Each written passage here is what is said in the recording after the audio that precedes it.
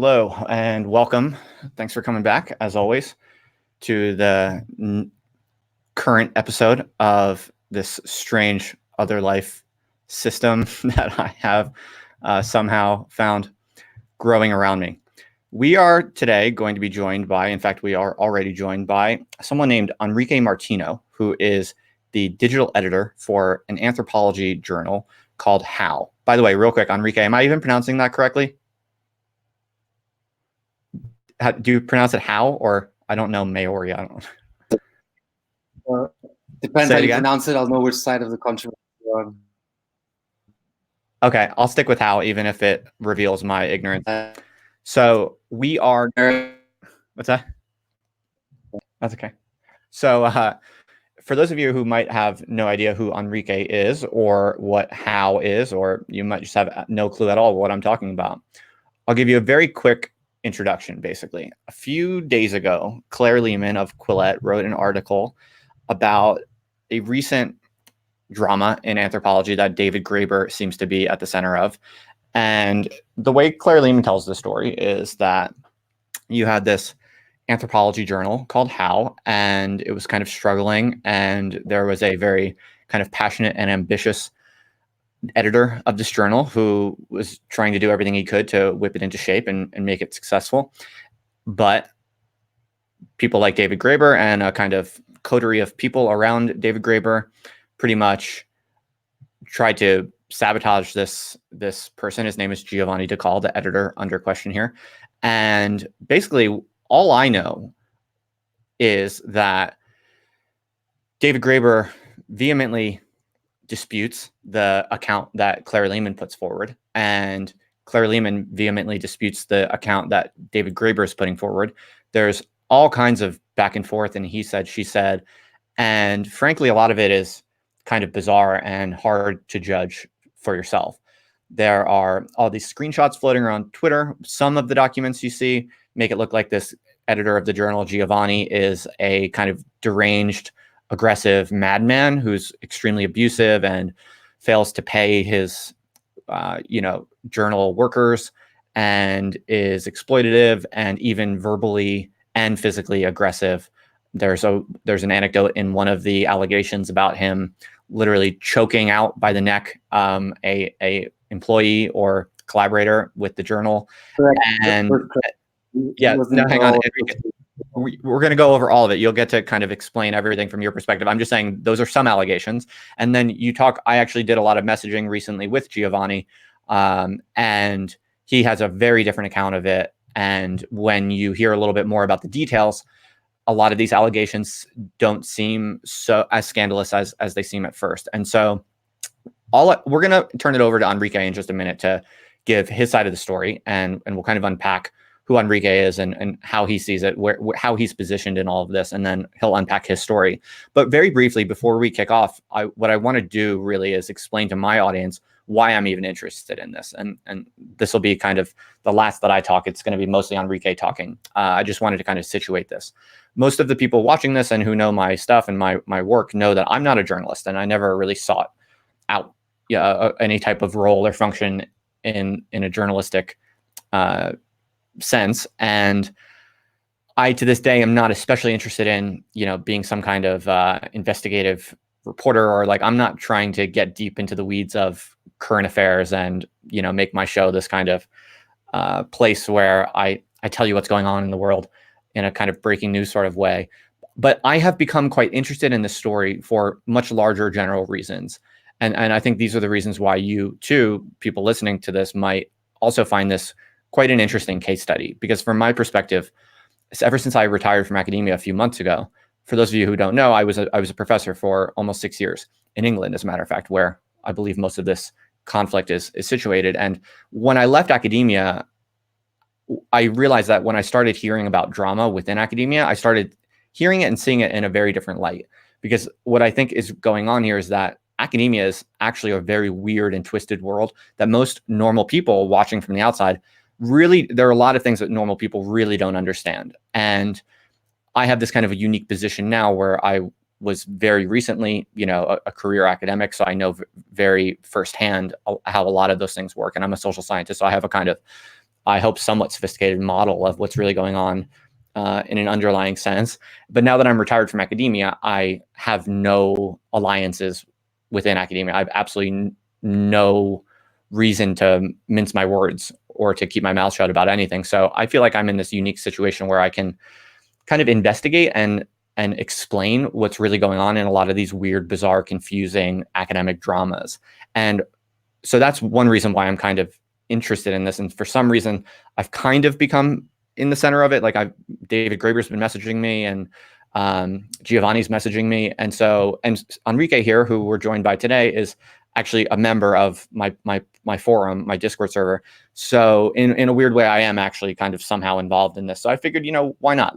Let's do this. I'll try to read everything. I'll try to really figure it out as best as I can, as honestly as I can. And I'll talk to all the relevant people. And who knows, maybe my weird internet projects, I can play a weird kind of journalistic role in kind of clarifying the underlying truth of these like weird dramas where people are saying totally different things. And frankly, where sometimes people's lives are really being destroyed. Like I'm excited by the opportunity possibly of playing some kind of objective mediator role to, let the truth of whatever the situation might be. I frankly don't even know what it is yet, but to let that truth just kind of to get it out there in some way. So this is an experiment. This is kind of the most like journalistic kind of conversation or work that I've done since I can remember. So, and that's why. And I hope you all will also be interested in this because frankly, I think you're going to see more and more conflicts like this coming out of academia. And often what's really going on under the hood is much larger political battles. So I'm going to hopefully kind of try to translate these current affairs and these ambiguous, confusing controversies into helping people decode like the larger political structures and conflicts that are actually playing out underneath the hood, because it's usually much deeper and more interesting kind of abstract issues that are really at work in why these types of controversies are kicking off in academia more and more. So that's my 2 cents. That's what I'm bringing to the table and why I'm interested in this. I just kind of wanted to set that up for people. Now, Enrique, I would like to turn it over to you. First of all, if you don't mind, I just want to ask you a few things about yourself. Could you tell us, like, how did you first get involved in HAU, the anthropology journal we're going to be talking about? So I suppose it's a slow entry, and then suddenly I kind of found myself, I suppose, the wrong place at the wrong time, or right place at the right time. So I was a HAU author. I submitted my book manuscript in 2014, before I completed my PhD. So I got a bit ahead of myself in this, which was kind of, it's also part of the story. In 2014, 2015, all these young academics wanted to like publish in HAU. Everyone was submitting their work. So I was one of those who kind of added to the pipeline. And then I also got involved as an associate editor after, working with other interim editor.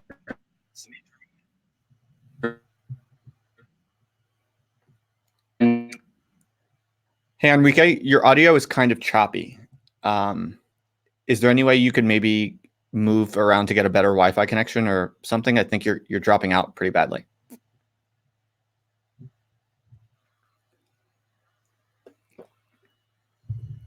I'm not hearing you at all right now, Enrique.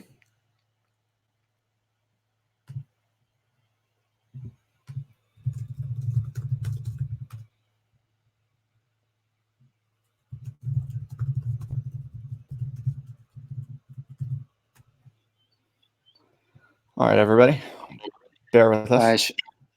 All right, so I'm back. Okay, I hear you now. I'm quite close to my router, so I think, well, let's see. Okay, if it's best, so I'll go on. Yeah, go ahead. So then I was also on the editorial board, which was, I suppose, a group of like 80 scholars, anthropologists mostly, who read the submitted papers anonymously. And then at some point, because I saw the social media, already early last year, the kind of type of social media that HAU was doing, and the type of social media that other anthropology journals were doing was basically just a convergence towards the same. It was very boring, very repetitive stuff. And then so I kind of proposed that maybe I join the social media team, try out a few things. And then basically my first week, so to say, on the job, it's a group of 9-10 people. Graeber wrote his apology, which is what kick-started the whole public phase or stage of this ongoing controversy. And then, well, the entire team obviously quit right away. They're like, "Oh, take my name off the website. I don't want to be associated." And then there started this dynamic the first week of, half of the editorial board resigning. Those academics who resigned, who were on Twitter, announcing their resignation to big fanfare, getting hundreds of likes, the most likes they've ever gotten. So this kind of dynamic of social media also incentivizes, I suppose, your defection of the editorial board and the sense of disarray and collapse of the journal. And then, so that's why it's basically a social media story, although there's a lot of background story I think I'll get into in a bit. Right. Which is the build-up to this, Okay. because when the shitstorm, I suppose, was announced by Graeber and put in motion by a few other, I suppose, petitions and release of these leaked documents that you also saw. At that point, before that point, I actually had no idea about any of these, like, I suppose, rumors, allegations, things like this. Like, one of the weird things that I found when everyone starts talking about, "Oh, you didn't hear? You haven't heard? He did this. This happened." The fact that you hadn't heard before is a way to kind of show you that you weren't in the inside circles of anthropology and stuff like this, because you hadn't heard of it. So how long, real quick, how long were you working with HAU before this kicked off? I suppose 2 years. And you had never heard of any of these allegations before then? No, not at all. I'm not very well connected. So I did my PhD in Germany, in Berlin. They don't have much conference funding. I'm now in Spain. It's very much an American, based in Chicago, kind of through Graeber's network type of thing that happened. Right. And for people listening, it's probably worth mentioning that you, Enrique, are kind of uniquely comfortable and free just talking about what happened, because you are relatively, as you said, unconnected, and you don't really have career prospects that are going to be helped or harmed by anything you say today. Is that right? Yeah, basically, I'm immune in Spain. In Spain, if people hear about HAU talk, they'll, I would say, brush it off, or there's definitely bigger issues at stake, also in academia in Spain, around precarity and things like this. Not just, we'll get into it, but my independence is relative, because I am now HAU Digital Editor, which, right, as the only remaining member of the social media team, my role fit into this, because I had to take over quite a few things that I suppose previously was done by Giovanni and a few other people, website management, social media, different things. right. So I'm not, I am part of the editorial collective, but my role is completely autonomous from them. So I'm a digital editor, and then the editorial collective, they do the editorial work, submit the Okay, so in other words, you are still invested in HAU and the brand and the journal. So you do have a horse in this race in that sense. You still believe in the journal, and you're a part of it, and you support it. And is that right? I suppose, yes. I'm not an official emissary in any way. Okay. And I'm not a PR man, or if I was, I'm a terrible one anyway, because the past 15 months have been this type of non-stop reputational destruction of HAU. And I'm not actually particularly anti-David Graeber. I'm quite directly inspired by his work. But when it comes to HAU, it's a strange thing to witness, because you can witness his every step of thinking on Twitter. Okay, right. Access, because to me, what I feel after, with the information I will some of which I can share today, to me it seems like Graeber, the feeling I get is when I try to, for example, untie a knot or operate some kind of mechanical contraption. I can't tell what's going on. I'm pulling on the wrong strings. I lose a sense of causality and a sense of the shape of this corner of reality. And with Graeber, I feel like he's losing it. You can kind of tell. So in a sense, he's kind of a left-wing equivalent of Nasser Nicholas Taleb, who like on Twitter. Taleb, I think I respect more, because he's always fully honest. And he's chaotic, because he operates on the limit of the rational, and that's his field. But with Graeber, it's much more of the strange emergence of a guru figure. He reminds me a bit of the Bhagwan in Wild Wild Country. He combines like petulance and moral force. He wants to become, the king of great guys, so to say. And it's a strange procedure, because there's a lot of I suppose, tricks or even con artistry involved, because what he does, he just asserts things confidently. He gives you his confidence, so you don't actually have to think for yourself or create your own timeline based on the available information. So he just asserts things very confidently, which I suppose is why Taleb likes him, because they mirror themselves that way. Okay. And then, yeah, but the... Okay, great. So we're just kind of building a picture in the minds of our audience of kind of who you are. So when David Graeber wrote his apology for, HAU, essentially everyone who was working for HAU kind of flocked away and fled the scene, and they didn't want to be associated with the drama. But you were one of the few people who stayed, and you are right now the digital editor, but you speak in an absolutely personal capacity. You're not kind of representing the journal in any way today. Is that right? Yeah, definitely. Right. But But then, listeners should note that you obviously are still on board with the journal. So in some sense, if people are trying to suss out how your biases might lie, it would be kind of with defending the journal, arguably, which isn't a problem. I just want to kind of lay things out clearly about who you are and who you represent or whatever. So how well do you know Giovanni, the editor, who's kind of at the center of this controversy? so I've never actually met him. Not But you've even been working with him for a while. Well, the thing is, it was, so as an author, I do remember, and then I do get a sense of how other people started relating to him. I can understand how they, I suppose, incorporated them in their own kind of subconscious as this type of demanding figure, because he was I suppose he was an unorthodox editor in the sense that he would write emails about, reminding you of your deadlines, which, if you have a manuscript due or a deadline due, that's the one thing you don't want to do to trigger someone's anxiety, someone's stress, etc. So he probably wrote, I don't know, hundreds of emails a day when he was editor. I received a few of them, but other than that, it was just editorial matters. And then, right. Okay. So why don't we start with the apology written by David Graeber that, in your words, kind of kicked everything off? I think you said something to that effect. Could you walk us through a little bit about what exactly David Graeber apologized for and what was true and false in that statement? So I suppose Graeber will be able to explicate this more, but I think I suppose he held the door open for a series of people that he had been working to gather petitions and testimonies around the experiences of them as HAU staff under Giovanni da Cole. So the apology was directed at them, and it was vague. I suppose he wanted to let them speak and make their case and open up a space for them. And a few days later, then their petition came out on this blog called Footnotes, I think.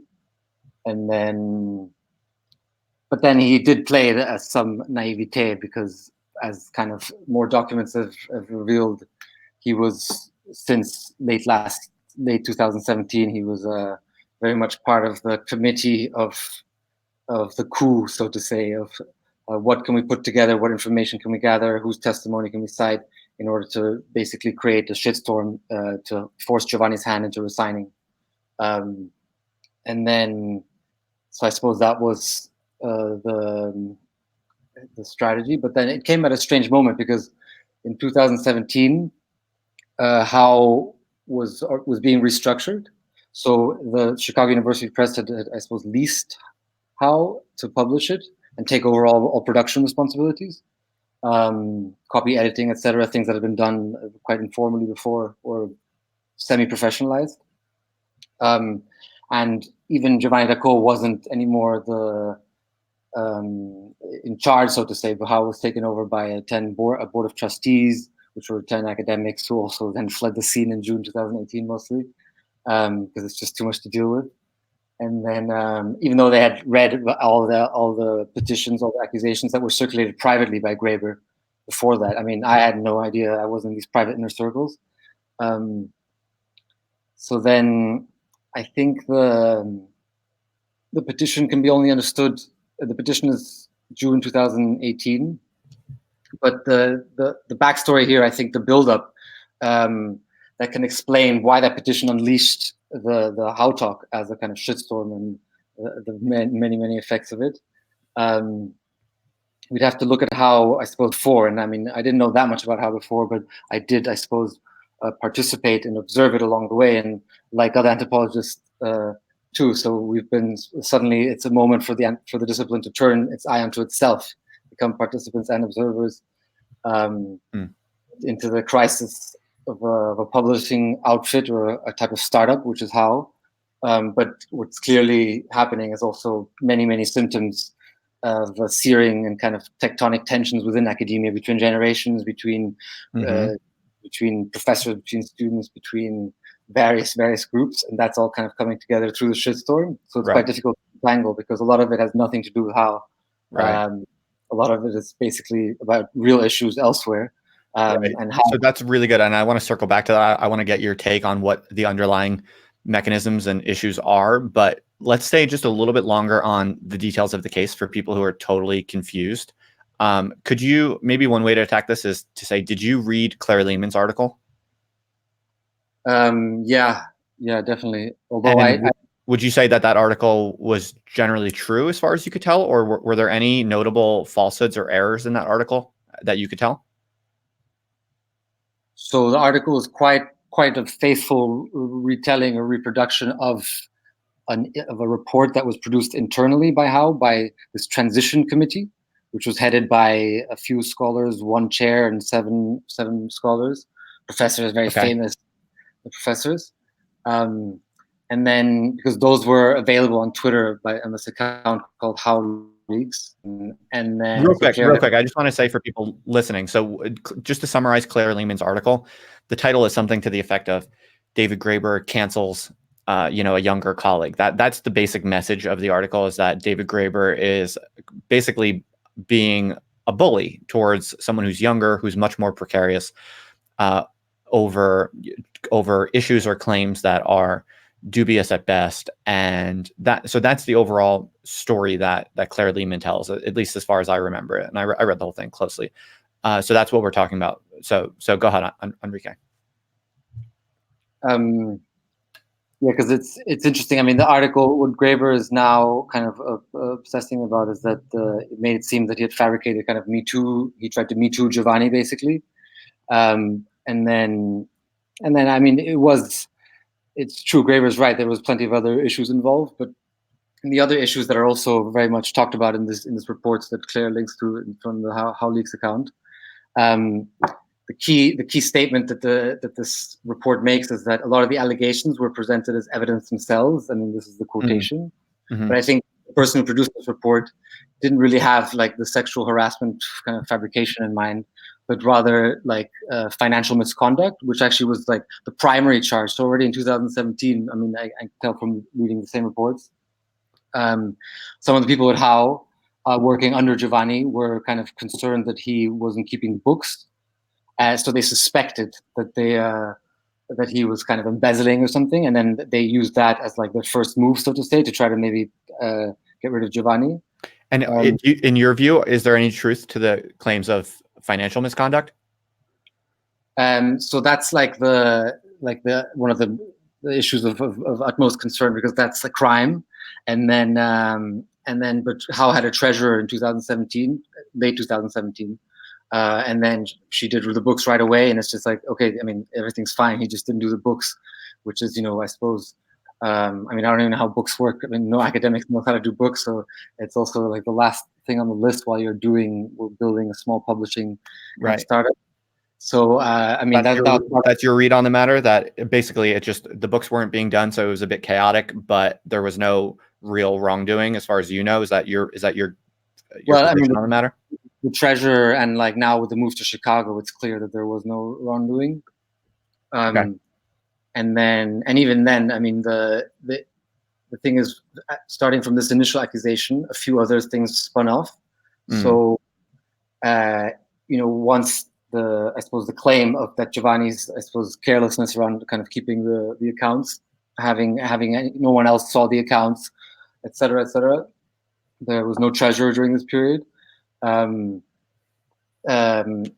when he heard that someone was like saying that, oh, you're an embezzler, it's like, you can't say this. That's kind of, that's a type of slander. You're accusing me of a crime. Mm-hmm. And then I suppose even in response to that, people took that as a type of legal threat, like, oh, if you say I'm slandering you, you're basically, legally threatening me. So that's where like the second kind of accusation of like of bullying and threatening kind of comes in. Okay, right. So in your view, Claire Lehman's article is generally fair and isn't really erroneous or unreasonable in any particular way, if I'm understanding you correctly. And so far, in your view, the allegations of financial misconduct are mostly unfounded or completely unfounded, as far as I'm getting from you. Yeah, completely unfounded. It was a ridiculous kind of, it was the idea of suspicion. Like, it's just to generate, yeah, I suppose it's, if you don't know how the money is being held or you haven't seen the accounts, then, suspicion can be legitimate, but then the treasurer makes like a full account and say, okay, there was no unusual expenditures, all wages have been paid, etc. by the end of 2017. Uh-huh. So okay. then, we can get into the details in a bit, because I think the important thing to highlight with Claire Lehman's article in Colette is that this Me Too connection, in the end, Graeber says he didn't even try to make it about that, even though it's a bit disingenuous, because from day one, a lot of the kind of this cast of, like, I suppose, late stage academic pomos, kind of collapsing everything into social media terms, use the hashtag Me Too. They're like, this is anthropology's Me Too. It's like, what? It has nothing to do with Me Too. What are you talking about? And then a few of like two prominent anthropologists who I can't name, but I'll just say that they're the equivalent of like the Saira Rao, which is like this basically this rat lib on Twitter. They wrote kind of, how this is the Me Too moment in anthropology. And there's even people making connections. Every few months this bubbles up with the Avital Ronell case in NYU, with even the MIT Media Lab kind of horror story. And it's like, what? But then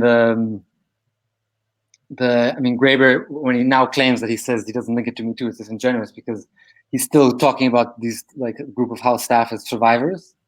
And basically he's like, oh, but it was just about, workplace wage issues. But then, no one in the history of the world has ever referred to anyone working via email as a survivor. Like, they survived TaskRabbit, they survived Mechanical Kirk because they've been emailing a boss who's demanding and correcting and underpaying. Uh-huh.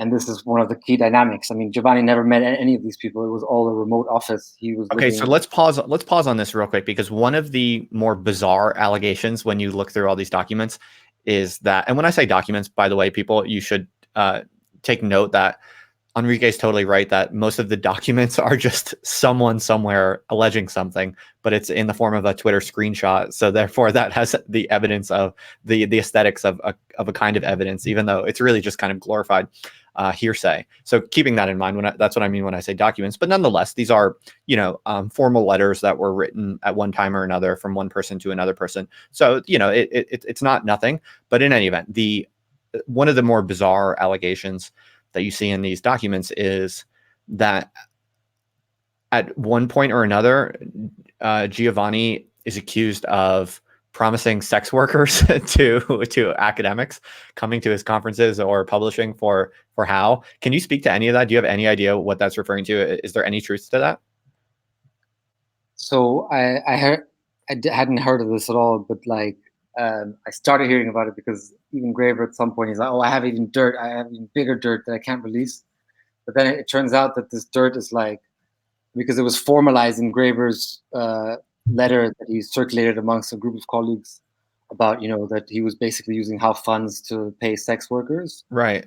And then, like, it turns out that it was just like the way a conversation, basically a private joking conversation between Giovanni and the other guy who was at HAU, we're having about kind of joking, like, well, how extravagant could we make this workshop? Let's make it on an island. Let's make it over here. Let's have sex workers. So it was like a private conversation that I suppose is in bad taste and extremely distasteful.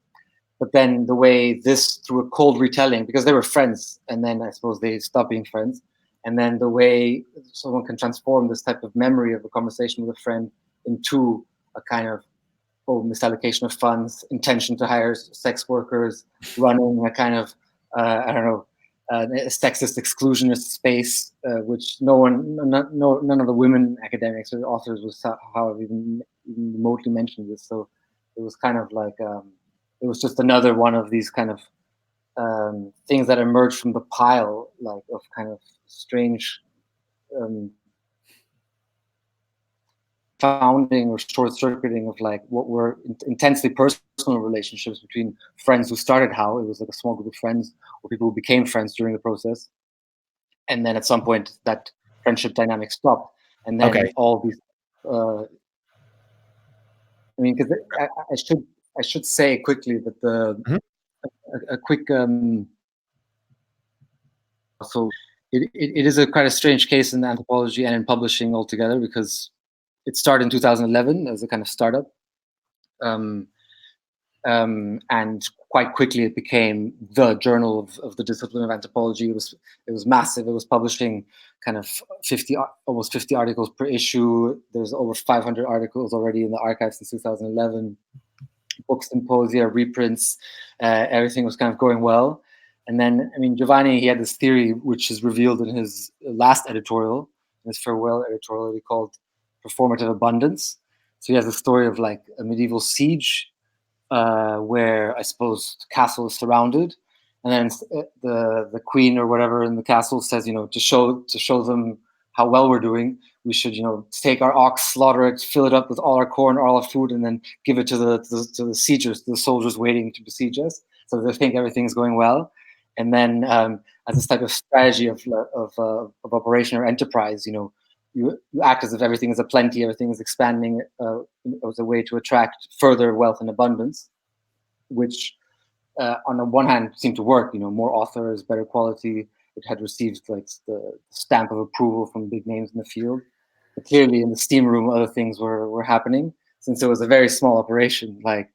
And publishing, I mean, I don't know about publishing, but I can imagine that everyday life in publishing is full of, friction. It's a messy business. Problems arise, there's delays, little mistakes.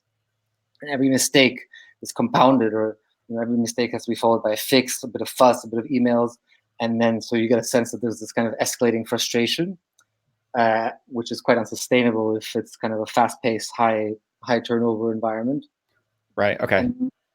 But then I think the other people who were involved with HAU until 2015, they left. Like, they were PhD students like Giovanni. They're like, fuck it, I need to do my PhD. I have to, not everyone can become a publisher. There wasn't even enough salary for one editor. They all took honoraria, which was basically a way to say just pay less than a salary, because there wasn't enough money. So Giovanni and other people did a lot of fundraising to try to make it sustainable and achieve, I suppose, salary status instead of honoraria status. But that was only achieved with the transition to Chicago, which was already in 2017. And then, but then, so right, okay. So let me stop you there real quick. So in a lot of the allegations that I read through, a lot of them have to do with essentially financial payments. A lot of people said things to the effect that he wasn't paying people on time, and he was overworking people and kind of manipulating or extorting people essentially to do more labor than they were supposed to get their money, and all of this kind of stuff. And but then Giovanni told me in a private chat that none of these people were even his employees technically. So could you kind of help us sort out like the claims of that type of financial wrongdoing, and is that just getting kind of exaggerated by people, or what's going on with all of that? What was going on with that? No, it's true. I mean, from what I know, from what I can reconstruct from my own timeline, because I've also had to look at old emails, and so these first few years of HAU, it was basically a group of friends, and I suppose they didn't pay each other, but no one called each other that they're their master, or I'm being enslaved by you, because it's a type of voluntary activity and association that I don't know how much you pay Ben or something, but then it's kind of it takes a while. You have to talk about the working relationship as kind of one of boss and employer to even kind of reach like these languages of labor rights. Although I think it's important, because that's actually one of my specialties, so labor rights. But then the timeline is that, so Giovanni was on sabbatical, a few other editors took over, and then when he was back, the team he found himself with was hired by his other main second guy, I suppose. And so he didn't actually hire them or anything, or I don't know if he signed the contracts with them, but I suppose on the one hand, it's kind of a failure of his own leadership. You have to hire people that you can work with, and he clearly couldn't work with them. But then, because there was no other type of attachment in that relationship except money, because people were there either as a kind of part-time job because they were students or graduate students, or because they were there as interns who wanted to get a leg into the publishing world. So they were going to kind of work for a bit for a few months, even though now that has been abolished already since 2017, the reforms. There's no honoraria, there's no interns, etc. at HAU. Okay. But then what arose was the problem with using money as a type of managerial technique. So if you want to control the productivity of I suppose, the people who you work with, you maybe put an incentive and you promise a bonus for outstanding work over production, or if you discount if the task is left uncompleted or the person leaves before. And the problem with this type of, I suppose, using money to control people's productivity is that first of all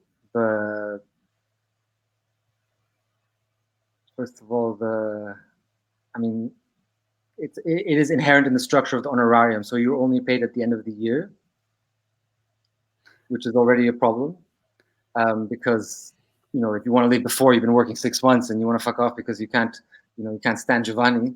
There was talk that he was fine. You don't pay. You forfeit your honorarium unless you complete the assigned task, which was vague anyway. It was like, oh, complete 3 books or oversee this issue. But then people don't really know how much work is involved in overseeing 3 works. The contract never. Right. And in your experience, Enrique, was Giovanni ever? What is it true that he was especially aggressive and kind of unreasonable with that sort of thing, or what was your experience? Thing is, I can't. I mean, I actually did work in HAU Books for a while last year because people left, and then it's definitely a pain. There's so many steps. There's so many emails, and then easy room for kind of just complications, delays, mistakes.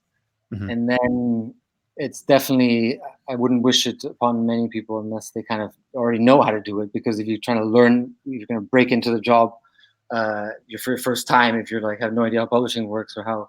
So it's kind of it was unprofessionalized, definitely. Mm-hmm. And then Giovanni, he had a very good working relationship with other people. So it's definitely, the people who were there who then, I suppose, organized the petition, it was a group. Like, there was other people involved in production previously. There was other people working with Giovanni more indirectly as freelancers. Mm-hmm. But it was basically, the people who were working closer with Giovanni. So I wasn't working that close with him then. So I don't know. Okay, that's fair enough. I was just kind of curious. And so I would say probably the other huge allegation against Giovanni that is, to most people's minds, kind of most damning is the allegation of physical violence. Essentially, there were reports about how he basically strangled someone in his office at one point. Do you want to speak to that? Do you know if that's true, or is that false, or is it exaggerated, or what? Well, this is another one of these rumors that were, I suppose, to signal whether you're in the coterie, in the inside circles. Had you heard of this rumor? Do you know who it is? Uh-huh. And then I had no idea, because I don't go to these big conferences. I can't stand them. And then, so I hadn't actually heard, because apparently, but that's what people do at conferences. Someone beat up someone in an anthropology conference. That's like the gossip of the day. But I really hadn't heard of it. Right.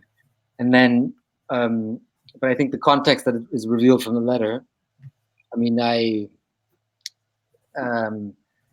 is that, doing a bit of reconstruction without saying names or places. I don't know why the place is redacted, but then, yeah. Well, the situation is basically has nothing to do with HAU. It was Giovanni's friend, and he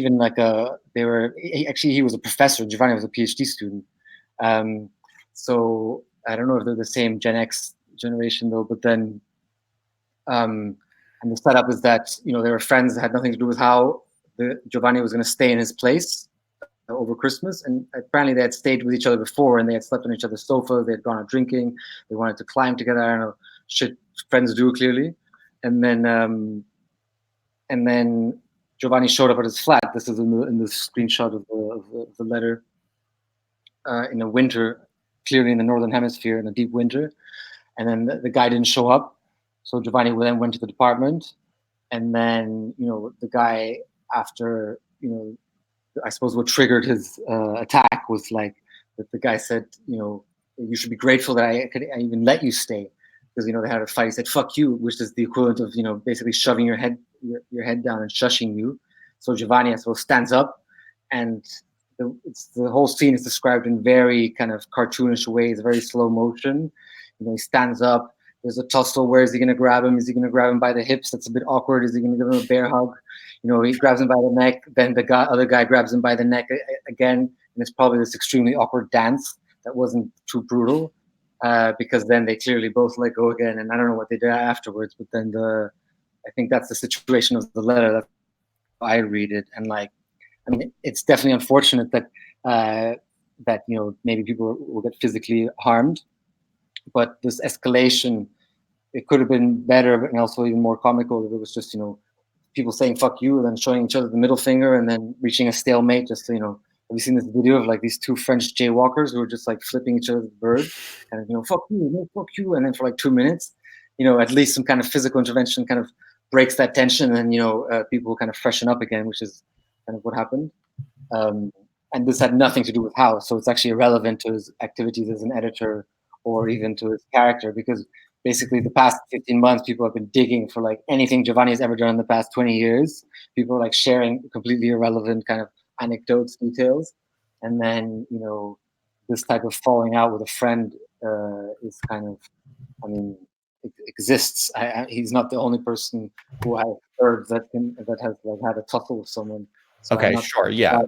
So in other words, what you're saying is a whole bunch of interpersonal issues and conflicts and fights maybe that accumulated over time are now getting kind of shoehorned into this scandal that is supposedly all about HAU. But in fact, the way you're pitching it is it's kind of like everyone goes through life. They have different relationships. You have fights, you have conflicts, you have difficulties of various kinds. And if right now, everyone I've interacted with over the past 5 or 10 years decided to kind of report anything bad that I did to them, and in kind of one hashtag on Twitter, and they kind of told their stories about every bad thing I've ever possibly done, and they called it one scandal about one specific thing, then it would probably look like, oh wow, this is really bad. Justin's really, really bad. Is that kind of what you think is going on here? On a social media dynamic, definitely, because the people who, for example, wrote, Giovanni was investigated. The workers did raise their concerns internally. Mm-hmm. And then that's what produced this report, what produced the restructuring.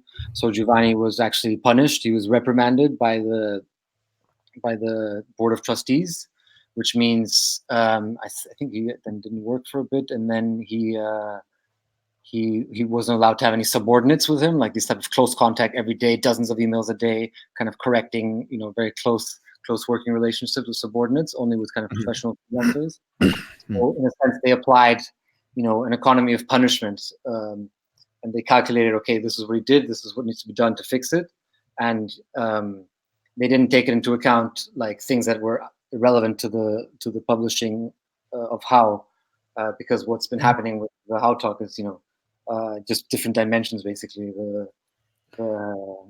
including, right. I suppose, character assassination. So I think something that's kind of important in the story, at least as far as I've been able to make sense of it, that maybe not enough people have been talking about, is that it sounds like what was accomplished with the HAU journal is very, very unique and impressive. So it's very, very rare that you would observe in any academic discipline some small group of people create a relatively, small scale experiment to create a new journal. And then that new journal very rapidly goes prime time to not only become quite influential, but to become actually the flagship journal of the discipline. At least that's what people are telling me. It's one of the flagship journals of the discipline. That's extremely rare. It's very rare for someone to be able to build that kind of out of the blue. And although a few different people were a part of this, it does seem to be the case that, is it fair to say that Giovanni was kind of one of the crucial leaders of this process. He arguably more than anyone else, is that right? Kind of was responsible for growing this into the kind of dominant, powerful force in anthropology that it was. That's my understanding of it. You can correct any of that if that's wrong, but I think that's actually really important for people to think about, because academia, there's a lot of resentment in academia. There's a lot of people who really are uncomfortable with other people doing anything that's very powerful or big or significant. It's kind of like tall poppy syndrome is what they call it in the UK, and I think Australia also, is that if there's one person who's kind of very aggressive and visionary and wants to build something really big and actually goes and does it and has a lot of success in doing it. I'm not saying Giovanni did all of this single-handedly, but it seems like the picture I'm getting from connecting all the dots is that he really did do a lot of work to build up the kind of extraordinary success of this particular journal. And something that makes sense for my mental model of academia is that whenever anyone does something like that in academia, the fact is, like, there is just a lot of resentment and kind of low level, kind of simmering frustrations and anxieties and tendencies for academics to kind of shit on anyone who punches above their weight too much, let's say. And so that I kind of have a sense that something like that is going on. Is that fair to say at all, or does that resonate with your perception of the issue? I think it's multi-pronged, many prongs, a lot of forks. Sure, break it down. So then it was an unusually successful enterprise. So everyone wanted producing a dozen books suddenly on its first year, when HAU Journal also became HAU Books, and then authors. In a sense, he was also an unorthodox editor.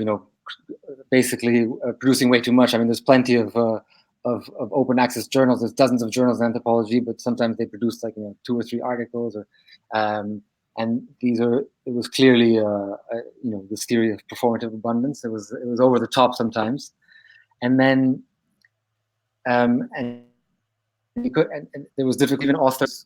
So part of the resentment built from authors who actually had submitted to HAU. And in a bit, since Giovanni, all his emails were unscripted, good editors, but normal academic journal editors, they just have they're like chatbots. They just say, "Thank you for your submission. This is due."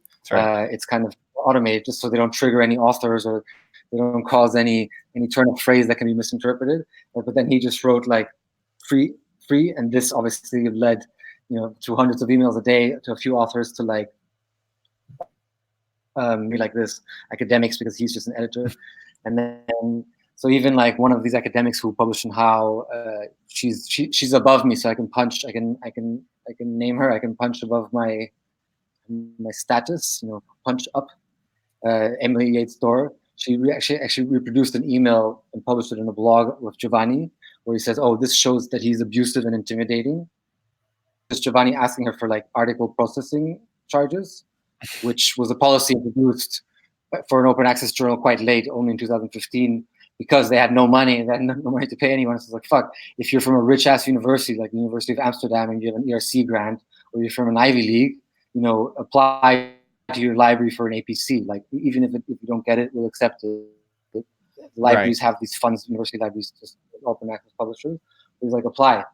And then she's like, "Oh, but my fund is already going to another article." So he's like, "Okay, choose, this article, that article, I can't help you." And then, so it's this was part of his pattern of being a bullying type editor. So this first prong of resentment builds among the authors. Okay.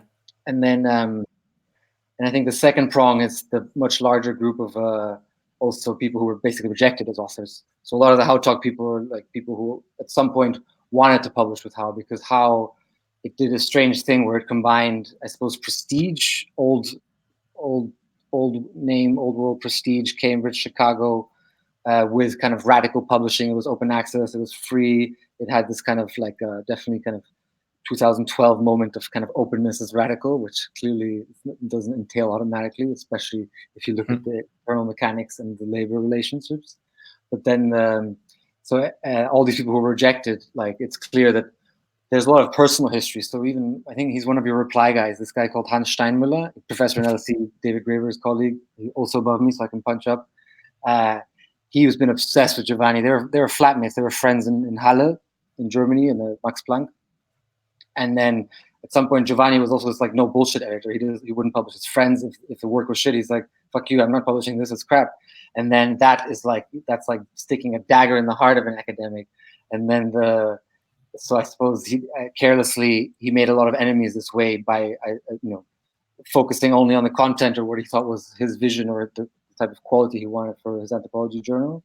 And a lot of the people who he was maybe friends with then felt rejected. So a lot of these personal connections, and they're the ones who are keeping the vendetta going. They're the ones who behind the scenes write emails, open up inquiries, try to get all sorts of things, kind of keep the story going. There's a lot of personal tangles there that I was totally unaware of, but then that can be reconstructed quite well now because you can spot them. So you're reminding me of an observation I had when I was going through the allegations and the various documents that are on Twitter.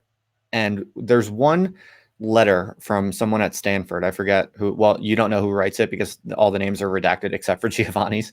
But there was one letter from, I believe it was from someone at Stanford. And I definitely could see quite clearly that there was some disingenuous, exaggerated hand-wringing going on in that letter, because there was all this stuff about how and Giovanni were basically like engaging in some kind of unfair or unreasonable quid pro quo, because apparently there was some kind of arcane system where different members of the collective had to contribute different sums of money, and then they had the right to kind of run their own sections of the journal and this sort of thing. And there was all this stuff in the letter about how the person was like clutching their pearls. They were like, it seemed to me like it was a pay-to-play scam where HAU and Giovanni were asking us to contribute money in order to be able to have a voice in the journal, and acting as if that was like this kind of rare, unique, unjust thing. But academia is filled with that. I mean, it's absolutely normal. Most of the kind of collective editorial arrangements that happen within academia, it's more or less some type of quid pro quo where the amount of power that contributing institutions have is a direct function of how much money they're bringing to the table. I mean, that is, I would say, the norm, more or less, in academic collaborations of one kind or another, and everyone knows that. It's very, very normal. So to see this letter from Stanford kind of clutching pearls and hand-wringing about that, I got a pretty clear vibe from that I was like, this is some disingenuous posturing, because everyone knows this kind of stuff is all over the place. Can you speak to that, or do you have any thoughts on that? Is my sense right, or no? Yeah, I mean, it's so clear. It's like it oozes from that letter, the disingenuousness. So it's fucking Stanford, for Christ's sake. I don't know what kind of endowment they have, but it's probably $500 billion. And like, it was this, open access journal that basically depended on some departments, especially the rich departments of anthropology, the kind of old guard in the UK, a few universities in the US, they're the ones first to sign on. And the membership was like between 1,000, I think. I also collected some from the Humboldt University where I was, I think 1,000. And then that, I mean, it didn't automatically allow you to kind of have a special issue, but maybe you were given maybe first reading. And then the Stanford professor, I suppose, thought it, he's like, because I think in that it was discussed that it's, maybe you should renew your membership. They're like, oh no, we decided not to renew the membership. It's like, fine, and then we won't publish your it was a book symposium, I think it says. And then that's clearly like the rage of a professor who's being denied like attention in the journal. But the normal expectation of anyone who can kind of understand reciprocity and basic modes of operation in academia, especially trying to find money from endowed departments, very endowed departments. It's I mean, that's the thing. A lot of these things are totally ordinary, and like outside the academy, they're even more ordinary. So like, it was this type of like grandstanding of like, or this feigned outrage and like this coldness and this fake politeness, I think too, like right, or clutching. So it'd be good now maybe that we've kind of covered some of the basic facts of the matter, at least from your perspective. We could now do a little bit of riffing on what we think are really the underlying processes, like what's really going on here under the hood. And one thing that comes to my mind immediately is that what I think a lot of people don't understand when they read about these types of controversies from a third party or outsider perspective is that academia is filled with really quite cynical and ugly types of processes and tendencies. I mean, some people will be familiar with, at least superficially, some of what I'm talking about, right? Like everyone knows it's very, very business oriented now. Every academic and every academic organization is now subject to increasing kind of performance requirements, performance measures that you have to kind of submit to a variety of different boards and institutions and departments. It's increasingly bureaucratic to an extreme degree. I think, especially in the UK, like if you're a publishing academic or you're running a journal, the amount of paperwork that you have to do for various different bodies and on a regular basis, like all kinds of quality control stuff and ethics stuff. I mean, it's really, people don't understand unless you've worked in this, unless you've been an academic, you really can't understand how bad it's getting with just the layers of red tape and kind of bureaucratic crap that you have to deal with. And then the increasing kind of economic pressures to essentially function like businesses, all of those things, and pressures to get grants, right?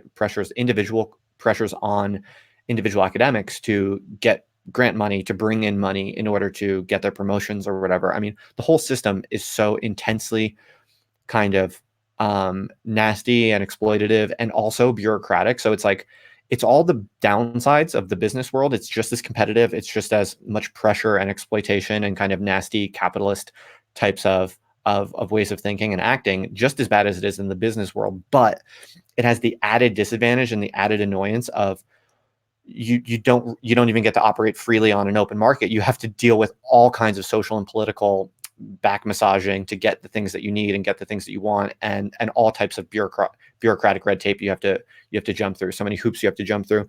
So the state of things as of right now is much worse and more, I think, psychologically painful in many ways than people realize on the outside.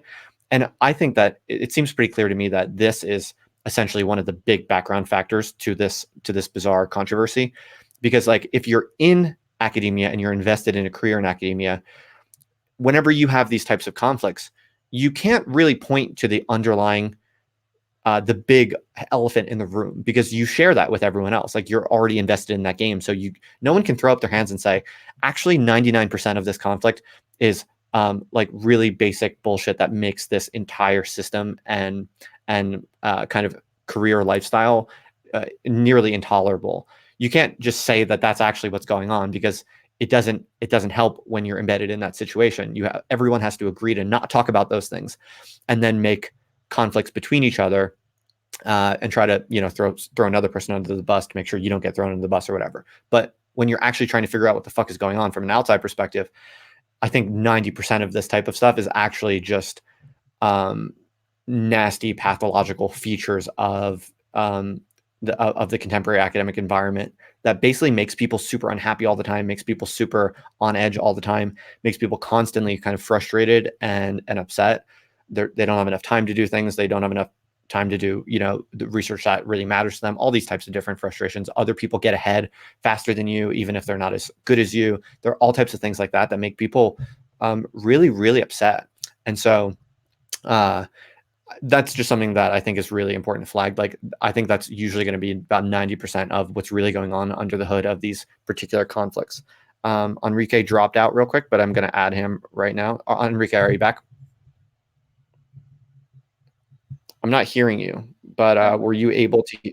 I hear you now. Were you able to hear everything I was just saying, Enrique?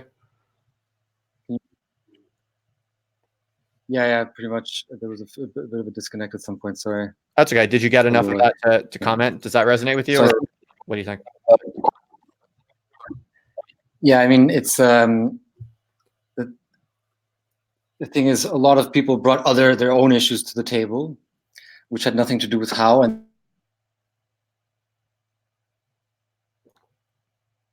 kind of not really participating a bit. I think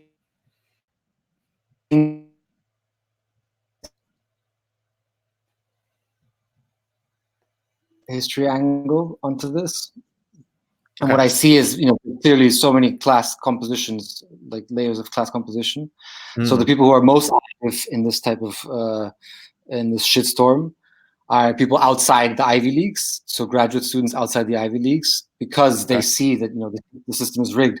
Only the people from Chicago or from Berkeley or from Cambridge get all the jobs.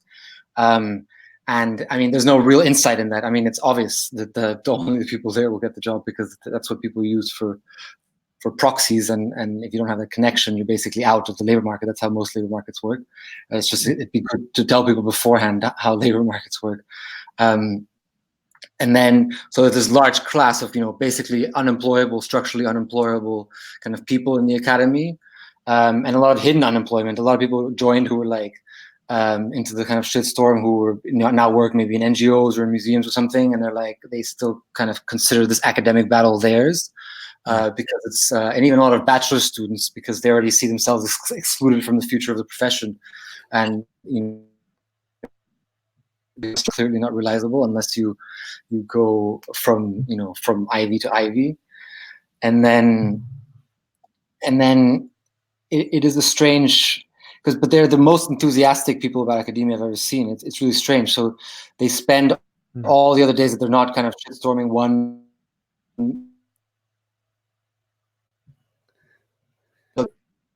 person involved in HAU Talk, she was the one who became famous also for shitstorming the Barbara Ehrenreich. Do you remember her tweet about Marie Kondo?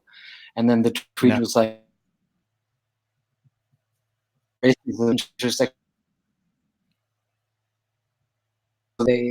spend like the time, these kind of sordid threads. And then, but what is the economy of time here? Like, how can you spend your entire day on Twitter, like doing this? Like, how will this help your job prospects? And then, I mean, on the one hand, it does, because people are building the reputation on the backs of this, I suppose, reputational destruction. They become famous. They organize panels. They go to conferences on Twitter. They all document every step of the conference. They check, who they meet, who they're friends with. They do these business cards, which are like virtual business cards, sending them links to their websites that are always super sleek, super academic in a boring way. It's like a 4D CV, like my publications, which are a few blog posts, my academic interests, which are relevant, or it's like a boring cover letter. So it's like this strange over-investment into this academic kind of self-presentation. And then one of the things that came out of HAU Talk is like a boycott of HAU is representative of the kind of prestige in academia. And they, I mean, this is most of HAU Talk. So I would say like 60% of HAU Talk is these people who were like resenting the system as such and trying to overturn it. And this is their strategy, which, I mean, might work or may not. Because on the one hand, they attacked HAU for making, I suppose, a bit of a transgressive desire of making like a return to the classics cool again. How anthropology was all about pre-1980s, which had nothing to do with colonial anthropology or white anthropology. There's as much kind of local anthropology in the early 20th century from all over the world as there is kind of colonial anthropology, and that type of anthropology is basically 100 times more valuable than some random American PhD student doing a PhD on dating apps today. But still, the entire HAU Talk became about how is elite white colonial patriarchy, etc. Like one Twitter cliche after another. And a lot of the people they didn't even know about how they're not the HAU readers. They're even outside anthropology, or like maybe social anthropology. They belong to these strange American fields that I don't know anything about, like medical anthropology, evolutionary anthropology, biological anthropology. So I'm going to boycott HAU. And this type of like movement is a type of like boycott of the elite of the university, or what was the elite, etc. I think you're breaking up a little bit. Right. And sorry. Let's see. No, it's okay. You broke up a little bit. Now? Hopefully your Wi-Fi will stabilize. But I think you said a really interesting thing about how a lot of these people who are most resentful about how academia fucked them are nonetheless still really invested in academia. And I think that's a really, really good point. And that's really the crux of a lot of the weirdness that you're seeing from these types of protester individuals. It's like, I also find this bizarre, and I've been thinking about it a lot myself. Like when I go through the How Talk hashtag and I see like these people's stories, it's like, how, if you hate academia so much, if you really think that it's so elitist and brutal and it allows, you know, terrible people to be abusive and violent and all, like if that's really what you think academia enables or does, well then why are you even interested in joining it? Like why do you want to be a part of it? Like why don't you in that case do something like I'm doing and go totally independent and try to overthrow academia by creating something bigger and better and more honest and more truthful and more humane and whatever your vision of a better intellectual life is? Why don't you just focus on building that and doing that, right? And I think that's like really symptomatic of resentment, essentially, where you're like, you're hating on something and maybe you do really hate it, but you're equally invested in it, and what you hate is really yourself in a lot of ways. Is that fair to say, do you think, or am I being too harsh? No, I think because on the one hand, one could just understand it's like if they hate HAU so much, if they won't read HAU, then don't read HAU. It's fine. Make your own journals, write your own things, and then, but they're not doing that. Like they first need to destroy what previous is kind of right. This, which is, I suppose, a good strategy. But then, because they also they're also very obsessed about these petty academic things like metrics. I think they've managed to hack the academy in that sense. That's why their strategy is so effective, because they do things like, boycott them. You can't cite them. You need to cite me, or you need to cite this person, these younger authors, because academia is pyramid scheme in the sense of like you cite up. You cite a professor, you want to get their attention, you want to be associated with them, and then that's kind of the view. Right. That's a good point. Yeah. In other words, like some of what's going on here is, in fact, it's sensible. Oh, sorry, you broke up, so I just started talking. Go ahead. I mean, just this trick is interesting because, like, I suppose, an anti-systemic, finding the shortcut into the academy, and then I mean, I think fundamentally it's they don't, it's not like they there's this kind of envy or resentment at the success of HAU, like, oh, no one should have it so good, why did he get all the attention, why did HAU get all the attention, why didn't I get the attention? That's kind of classic reading as resentment or envy. But on the one hand, someone like Giovanni also represented for them like basically a graduate student who made it. He had, in the end, he was promised that he doesn't have any more a full-time salary in Chicago. He didn't need to do any academic tasks, stuff like this, things academics hate. Mm-hmm. So it's like, why am I not able to do that? Why can't I shine like Giovanni? Why can't I publish with these great people? Like, who's harming the expression of my potential, or which is fundamentally a narcissistic question. And then the things that they respond, what they find as the cause of their let's say the academy, paying institutions, the peer review system that rejects you. We need to rethink the peer review system. We don't need rejections.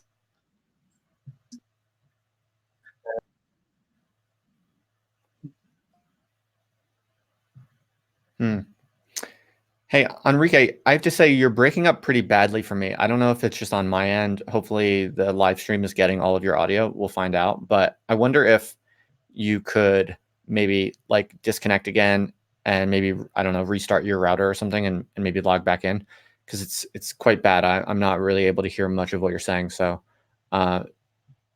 just a suggestion if you could do something like that.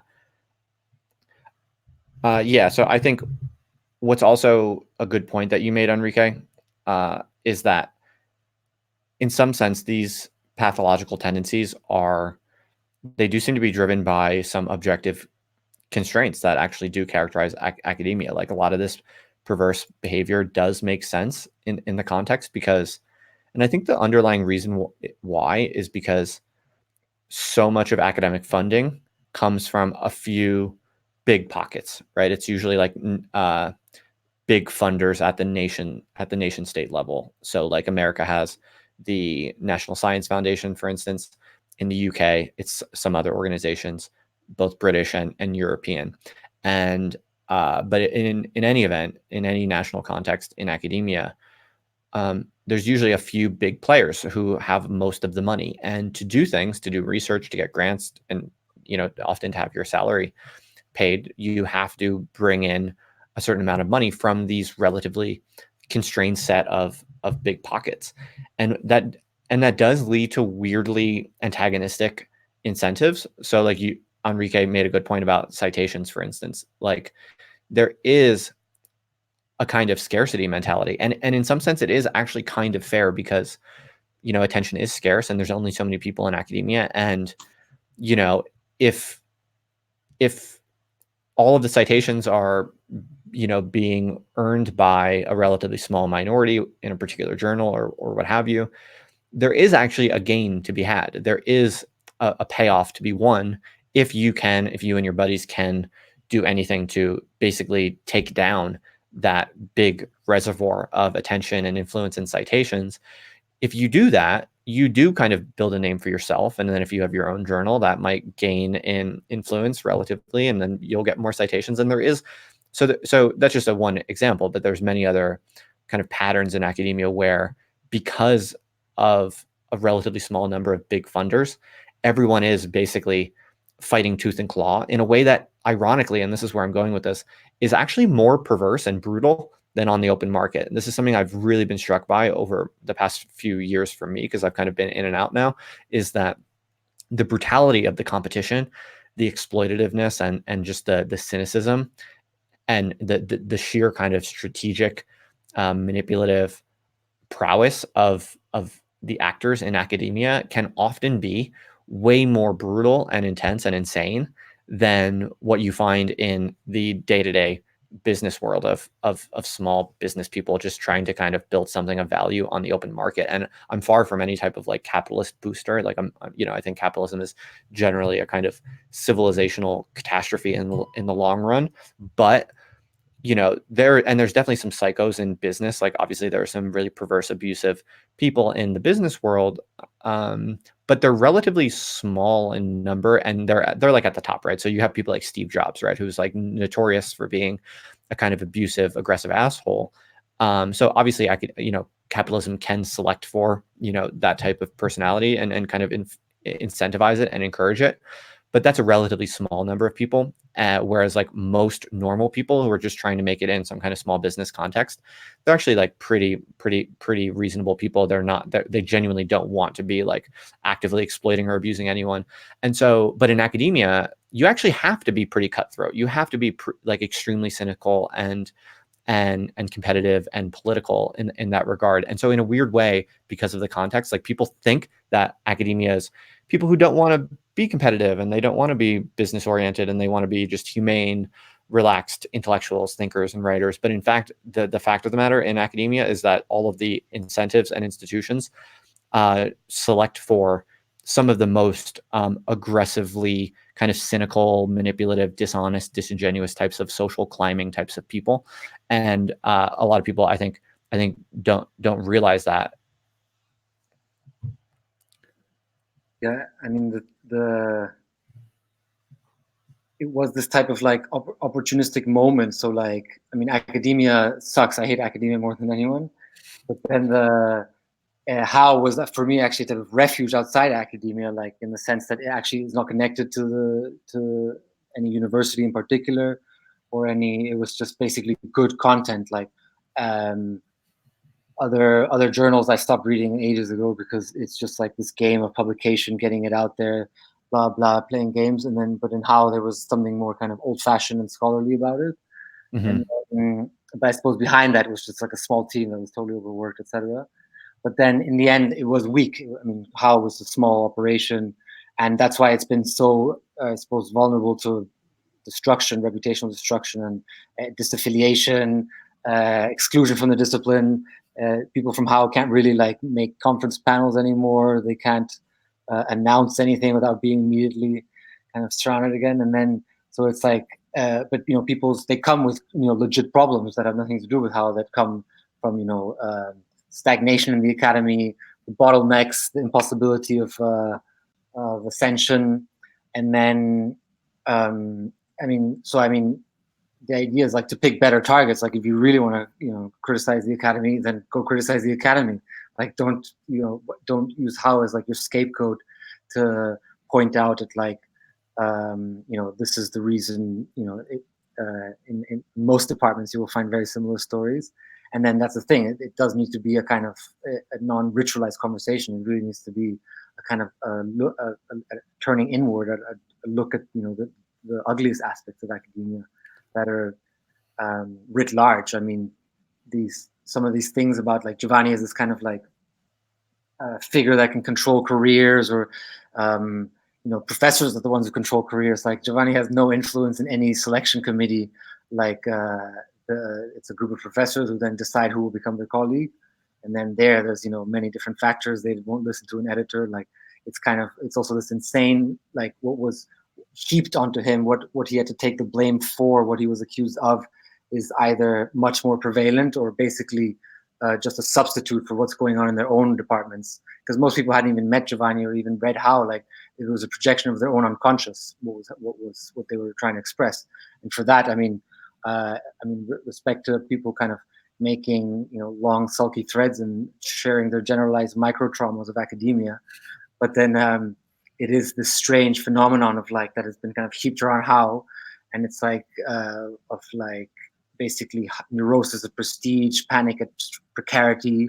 But you know, it's basically a situation of a world historical crisis, diversity, austerity, kind of the loss of certain humanities wings, etc. Like no new jobs. Like there's this competition element, because part of this HAU talk is grounded in the same logic of academic neoliberal competition. So like instead of making like a more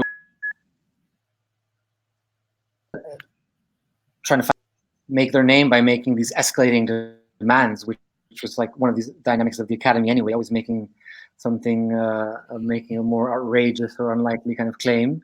So a lot of people in HAU talk made their name kind of, you know, first of all saying, oh, let's ask for answers, and oh, let's boycott HAU, let's boycott any author that's been associated with HAU. So they create this kind of arbitrary domino that like they seem to be kind of revolutionary against the kind of the prestigious kind of old academy, but then they're just kind of, I mean, missing their targets basically. Like, I mean, I went to a quick story because it's quite relevant and funny. Yeah, like, so I went to a seminar in Spain in my department about these Republican militias, anarchist Republican militias, and during the Civil War, they kind of went haywire. Like they missed their targets.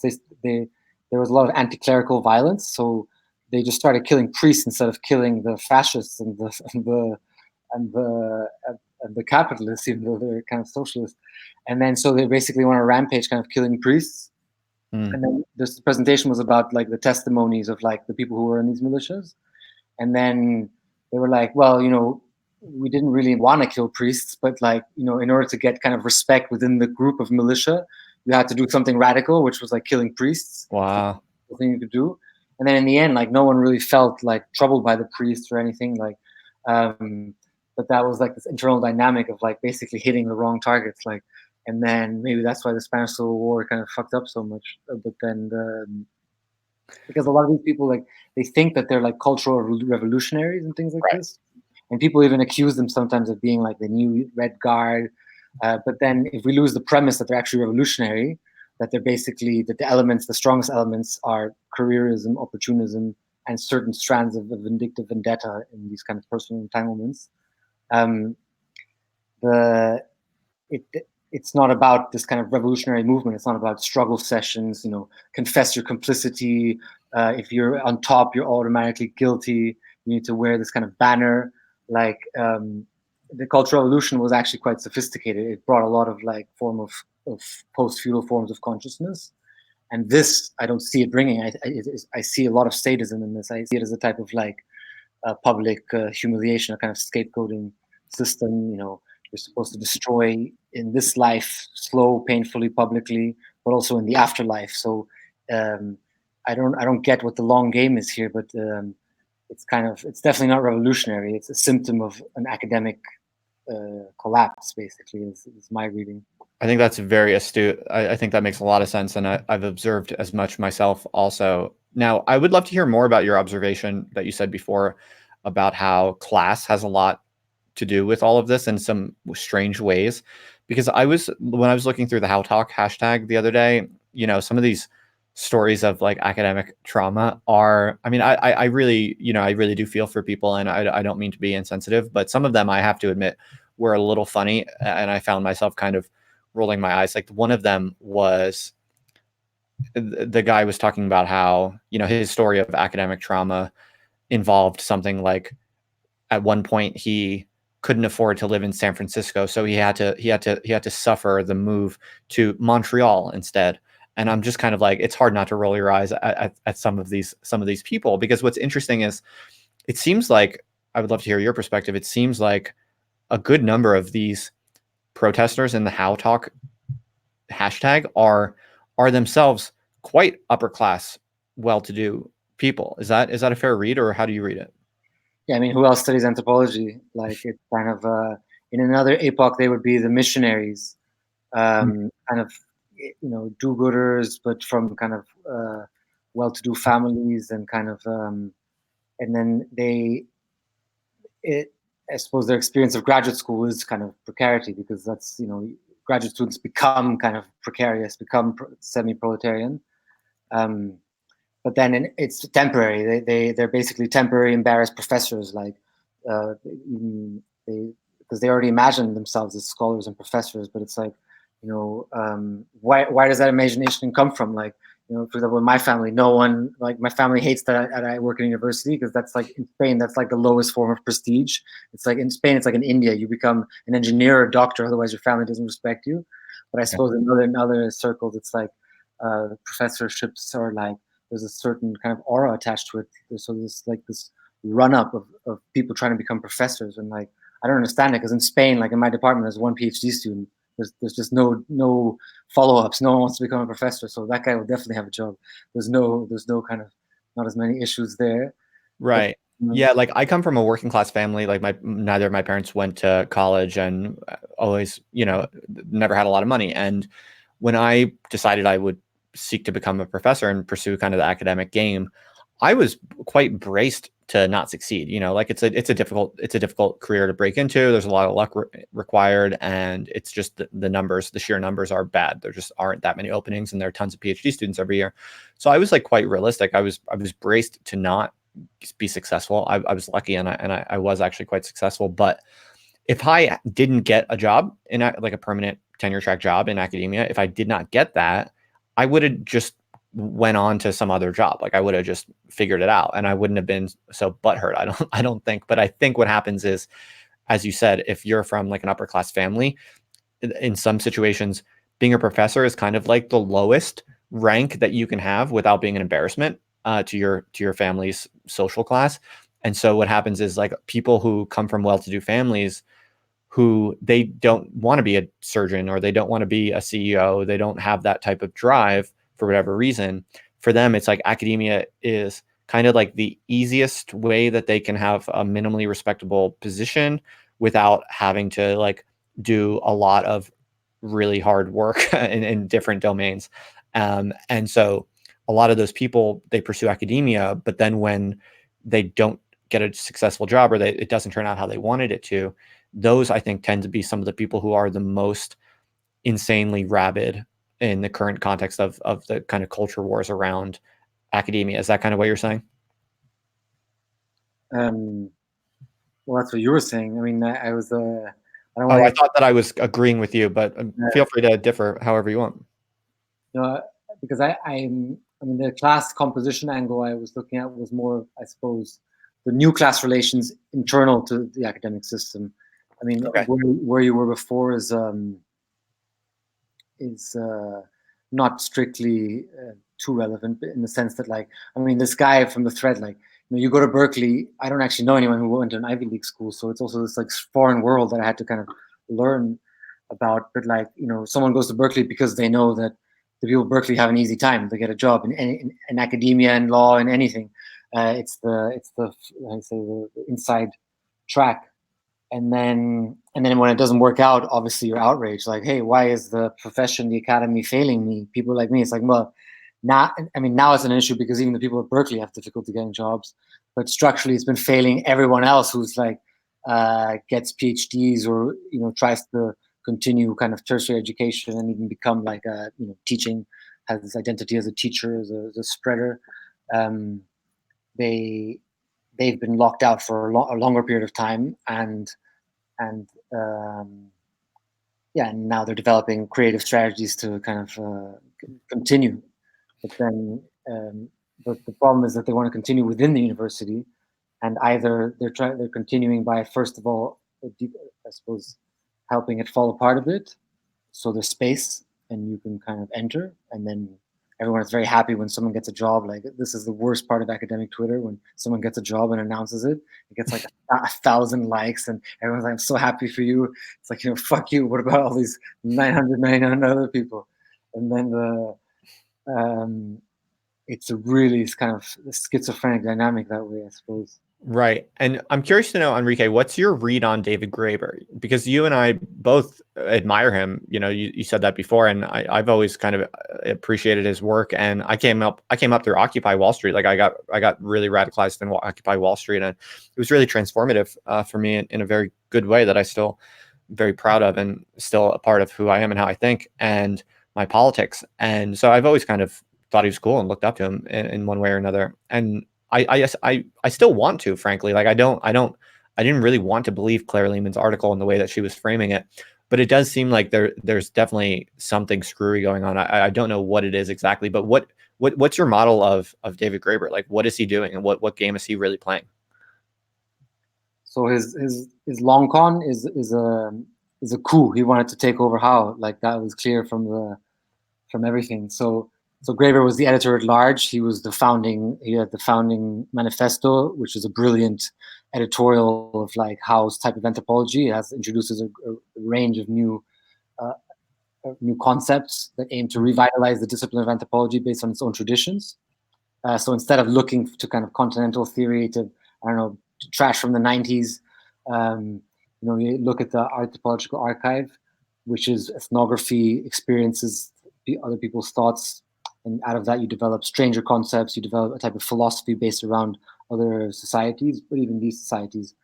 But then, so the manifesto is a brilliant move, and during HAU's time, he published everything. A lot of things he published in HAU because I suppose he had the special access. There was no editing involved. There was probably little peer review, or Graeber could reject it really easily. He could basically also have his way with Giovanni in that sense. Like, publish me this. I'm going to edit this. Like, give me time here. Like, other editors, they're not that compromising. They're also not, they don't care if you're David Graeber. And real quick, for people listening who don't know about this, like this sort of thing, that might sound corrupt or something, but it's not. That's basically, well, it arguably is, but that's very, very normal. I mean, every kind of peer-reviewed, legit academic journal, and almost everyone that I've ever known of, anyway, in any discipline I've ever been aware of, has these types of informal structures. It's just a simple fact that if you are very close socially to the people who founded a journal or who currently run a journal, you are going to have an easier time publishing in it, and that's just how it works. So and if you're a big name, basically. Yeah, that too, for sure. So then, so he wanted to take over HAU. So like, after his apology, 5 days later, he also writes this, like, I suppose, revolutionary committee composition. It's like, okay, Giovanni resigns. Me and a few of the old people who were kind of gathering around HAU at the beginning take over. This person from Oslo, Sarah Green, who was actually in HAU between 2011 and 2017, overseeing this entire kind of building up of steam, and then she left. And then I suppose they wanted to get rid of Giovanni to then take over. They wanted to rename it, etc. I mean, it was clearly a political ploy, in this type of Shakespearean drama, like, using agents, other tactics, strategies, but the overall aim was to take over HAU in this kind of revolutionary way. I mean, initially just by threat, by kind of, okay, Giovanni, get the fuck out of here, or we're going to publicly shame you. And then Giovanni didn't cede, so then they publicly shamed him. But then they had everything lined up. And then, so, I mean, Graeber, I mean, it's fine. It's I suppose, once you're in high stakes academic politics, you can organize a coup if you want to. You can write kind of, revolutionary takeover demands. But then, I mean, what I'm finding strange about David Graeber is the quality of his thinking. So, I mean, this thing with survivors, since day one, he's been saying, like, the survivors of HAU. There's probably like hundreds of tweets where he has HAU survivors. And then he's like, oh no, it's not about, sexual assault, or it's not about, like, if you use the word survivor, it's either you basically trying to attribute the qualities of a killer or a rapist to someone, someone who attacked mercilessly, who's cold, who's psychopathic, etc. Which is the way Giovanni is now appearing, even though it's strange because, even from my experience as an author, I mean, Giovanni was very generous and kind of flexible, I mean, demanding, but in a strangely respectable way. And then, so he's basically, I suppose, character assassinating someone, which is a strange thing to do. I mean, people engage with this a lot, but it does seem a bit disingenuous. And then I don't know why he's doing it, because he's clearly, like, he's opportunistically using this moment in, post Me Too, in kind of the phenomenon of an anonymous petition or testimony.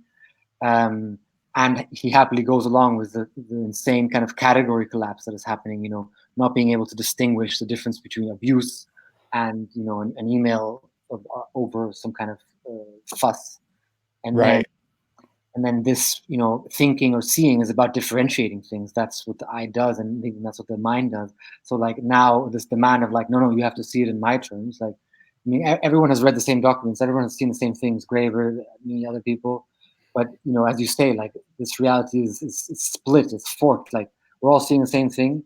And then some of us see a certain element of interference, strange amplifications, kind of wild associations. Other people see a PTSD victim.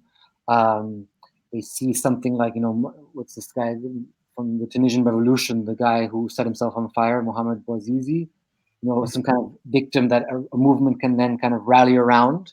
Like, it is this kind of, like, revolutionary kind of setup. And then, but, we have to keep in mind, the spectrum of things. I mean, we can't just, bridge categories and, play different language games. Like, imagine I would say, like, oh, I was carpet bombed emailed by Giovanni, or he did a Srebrenica of accounting. Like, it's totally absurd, and Graeber is being ridiculous. Like, and I mean, he's petulant. He wants what he wants, and then he won't stop. He won't let go. He's been at this for 15 months. And then people at HAU, like his former colleagues, he's just like, come on, man, just let it go.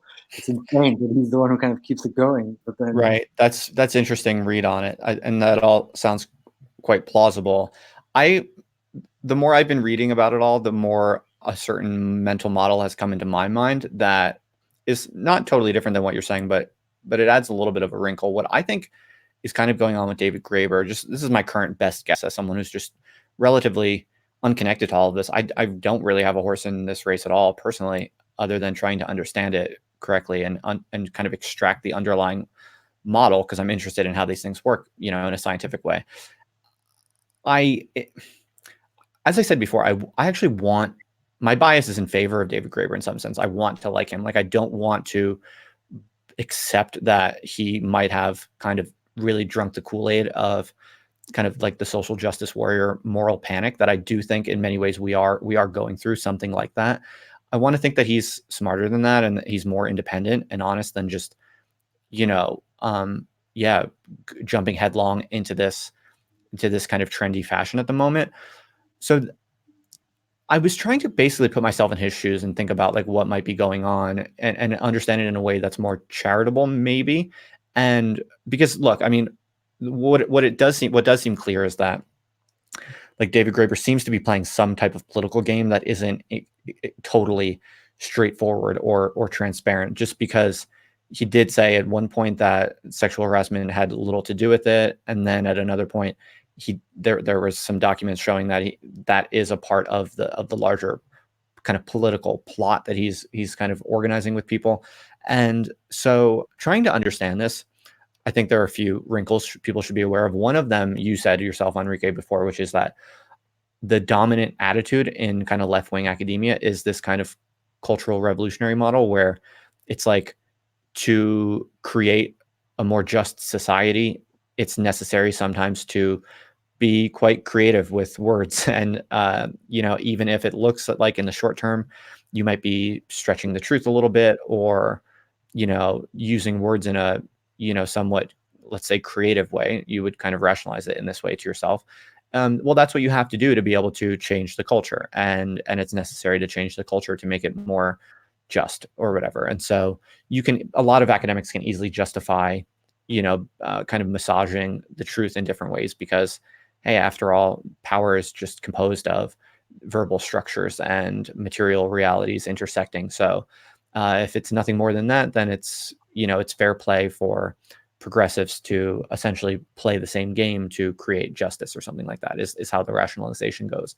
That's I think that's a crucial part of the kind of psychological process underlying a lot of these phenomena that we're observing now. But the other thing I wanted to add is that it seems to me what a lot of people don't realize is that to be a successful academic, to be prolific, and to really make an intellectual impact through a career in academia, you have to be brutally focused, and you have to be able to put your head down and just focus on your work.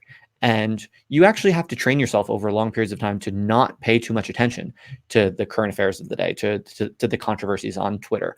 Like, in other words, what I'm saying is, being charitable to David Graeber, to be as prolific and successful as he is, to be like, a genuine and pretty powerful, successful academic intellectual, you have to basically use a lot of heuristics, and you have to, you can't afford to look deeply into things. It honestly is what I'm getting at. And I was there. Like I was not as successful as David Graeber. I'm much younger. I was in academia for a much shorter stint than he's been. But I remember very clearly, and this is something a lot of people don't understand if you haven't been there, that to succeed in an academic career, you're constantly working, and you have to be brutal about what you pay attention to and what you don't pay attention to. And therefore, what I'm getting at here is, I think what could be going on is when David Graeber gets an email from like a organization of graduate students saying, "Hey, David, there's this guy, Giovanni, he's been really bad to us for a long period of time. Here's all the things he's done," or whatever. And those people writing the email might have their own motives and, whatever. Someone like David Graeber, to be someone like David Graeber, you don't have the time or energy to actually go through all of those allegations and try to confirm or disconfirm them, or to look into the underlying motives or different, track records that these various agents are, representing. You don't have the time. And so I think probably what happens is, especially as you get older, not to play a kind of like ageist card, I'm not being ageist, but I think it is realistic to imagine that if you're a successful academic in the stature of someone like David Graeber, not only have you kind of learned to not give a lot of energy or attention to these various things because you're focused on your work, but as you get older, you kind of understand the culture on the ground a little bit less. I think that's fair to say. So it's like David Graeber, I think it's charitable, I think, to assume that he doesn't actually know how perverse a lot of these like graduate student types of people are nowadays. Like, academia is filled now with really pretty, it's hard because I don't want to be brutal. Like, I have a lot of sympathy because these people are getting fucked in some ways. Like, their career prospects are really bad, and so I'm sympathetic. But the types of people that are coming into to grad schools and to academia today are a very different type of person, I think, than the type of person that David Graeber would remember going to grad school with. That's for many reasons, many of which are not these people's fault. But I think David Graeber, at his stature and his age, probably is a bit naive, with all due respect to him. He's probably a bit naive to the intensification of strategic cynicism that is now normal and average in the types of people that are going to grad school today and coming out of grad schools today. I think he's probably a bit naive to that. And when people say, hey, David, can you sign this petition? He has a kind of ethic and a kind of personal history of course, I'm going to trust students. Of course, I'm going to trust survivors. Of course, I'm going to throw my weight behind these noble, downtrodden individuals and groups. And I think he probably just doesn't have the time and energy to really look under the hood, because it's confusing. It takes a lot of time to figure out who's who and what's what. And I think he's probably at a point in his life where he just is signing petitions with not enough kind of critical attention, I think, honestly, because I noticed this also with the Noah Carl situation. I don't know if you followed that. That was the Cambridge or Oxford, I forget which one, the lecturer who basically lost his job because he was there was a protest campaign against him for having some type of relationship with like racism or whatever. I don't know the details, honestly, very much, but what I do know is that I'm actually a researcher in fields that are related to that guy, Noah Carl, and I knew the name Noah Carl from his perfectly legitimate, reasonable political science research on the relationship between ideology and IQ and things like that, or whatever. He's done a bunch of work on political ideology, so I knew his name from his perfectly reasonable, legitimate research in those literatures.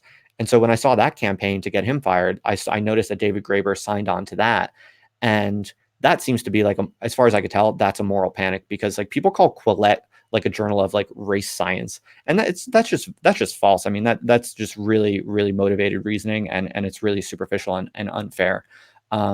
So it seems to me that's kind of one of my underlying models, and what I think is going on here. I think David Graeber is just like a little too quick to sign on to petitions nowadays, because I think he's kind of getting manipulated in some sense. I think people are getting him to sign on to campaigns that are actually like quite flimsy and unreasonable, and a whole bunch of kind of motivated reasoning kind of piled upon itself. But I've been ranting enough on that. What do you think about all of that, Enrique?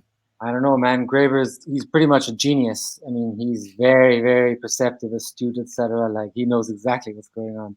And do you think? I mean, it's hard to keep up. It's so hard to keep up. Like, so if grad students come to you with like these stories about how someone is an abuser or whatever like that, do you know how much time and energy it would take to really go through them personally and kind of try to seek what's really going on? I think like it's just easier, and it's kind of necessary if you're a productive academic.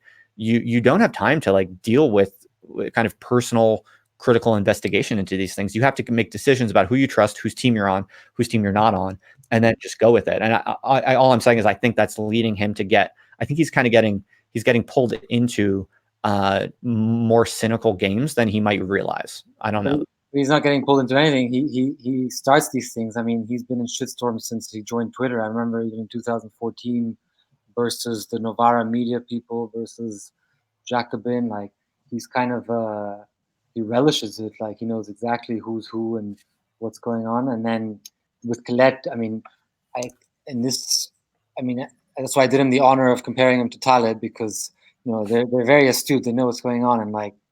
I mean, Colette it's unfortunate that this piece was actually published in Colette, because in anthropology it's a big no-no to even be associated with like I don't know how you would call it, inquiries into differentiation based on blah blah. Like, I mean, Colette, I see it as like it's basically classically liberal. The way they describe themselves is correct. Like I've read a lot of shit from the 19th century. A lot, John Stuart Mill, Malthus. These people sound like stuff that's published in Colette. Like, I mean, and only because it's liberal, classically liberal. I mean that historically that also contained a lot of pro-colonial attitudes, high amounts of elitism, using kind of scientific empiricism to justify different things like imperialism, and also this type of early scientism. So like thinking in like statistics. So like the guy who invented statistics and phrenology, Galton, he basically platonized races and like thought that you could kind of measure averages, like you measure height or girth, and different people have different average heights, etc. Like that seems straightforward.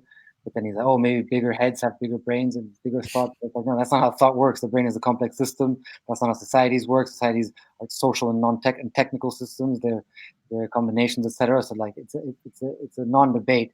But like the way now anthropology obviously has already had Colette on its eyesight, just like Graeber did before. To me, it seems like the way when right wingers like say like, oh, socialism is Allende and Pol Pot, like, no, these are two different things. Or like Alexandria Ocasio-Cortez and Stalin. It's like, what are you talking about? Like, it's the same way the left kind of treats the right too. Like, oh, this is fascist. It's like, well, some of it is just liberal, and liberals are also a bit racist, etc. Like, it's no big deal to admit that.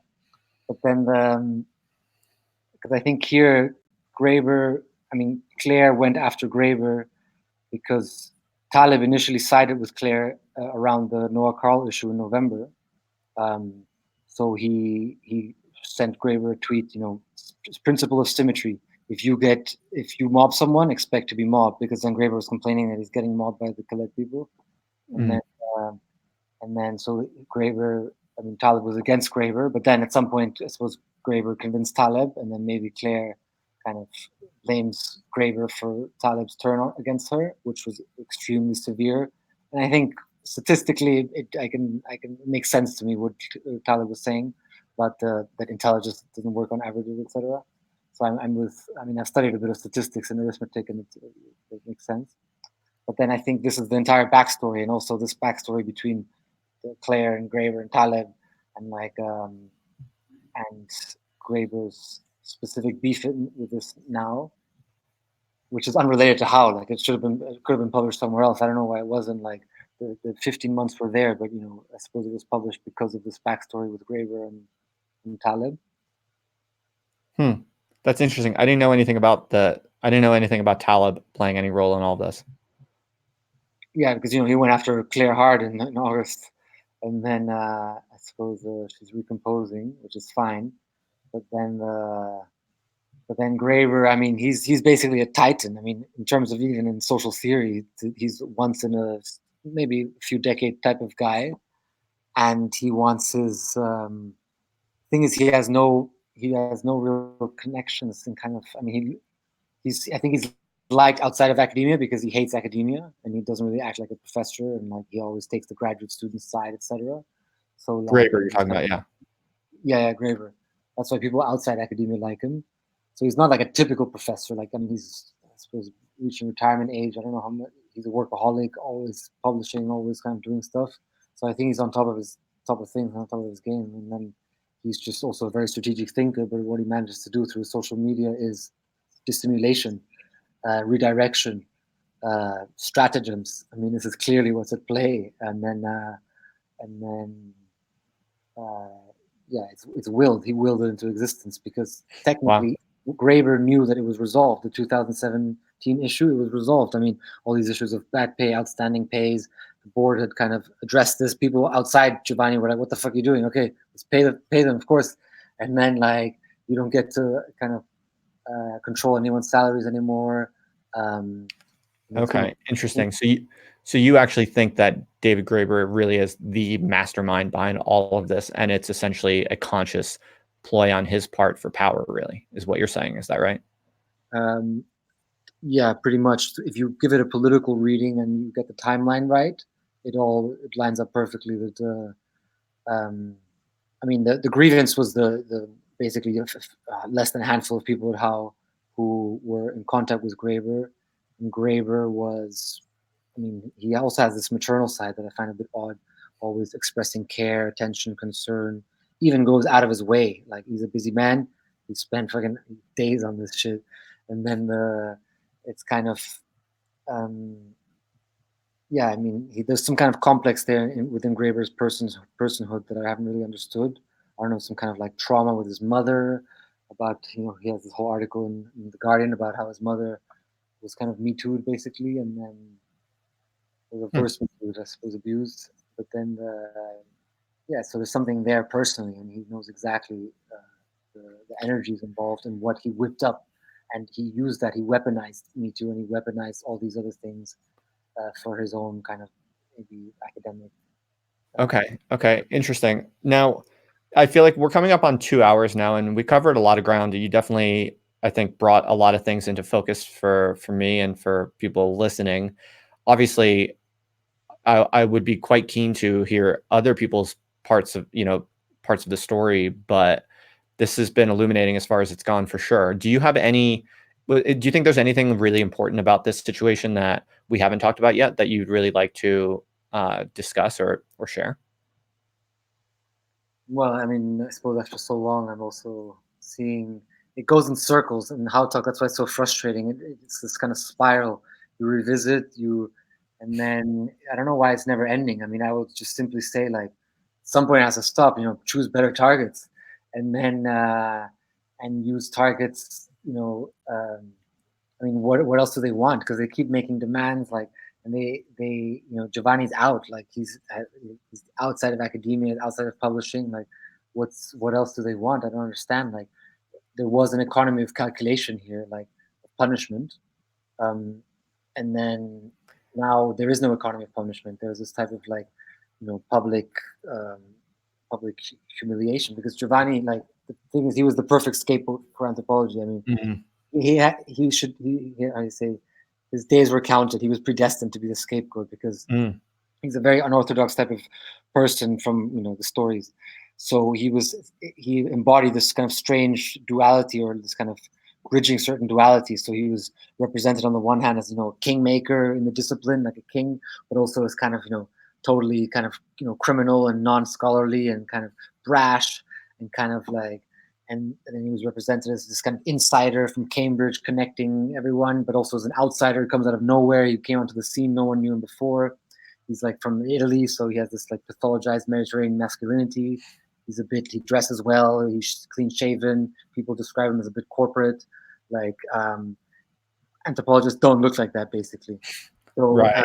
he had this kind of strange duality where he kind of basically fit the bill of being the scapegoat, like perfectly. Right. Yeah, that's really well put, because I've also been thinking about that in reading all of these documents, is that it almost seems to me like Giovanni de Call is a type of man that pretty much isn't allowed in academia anymore and hasn't been for some time.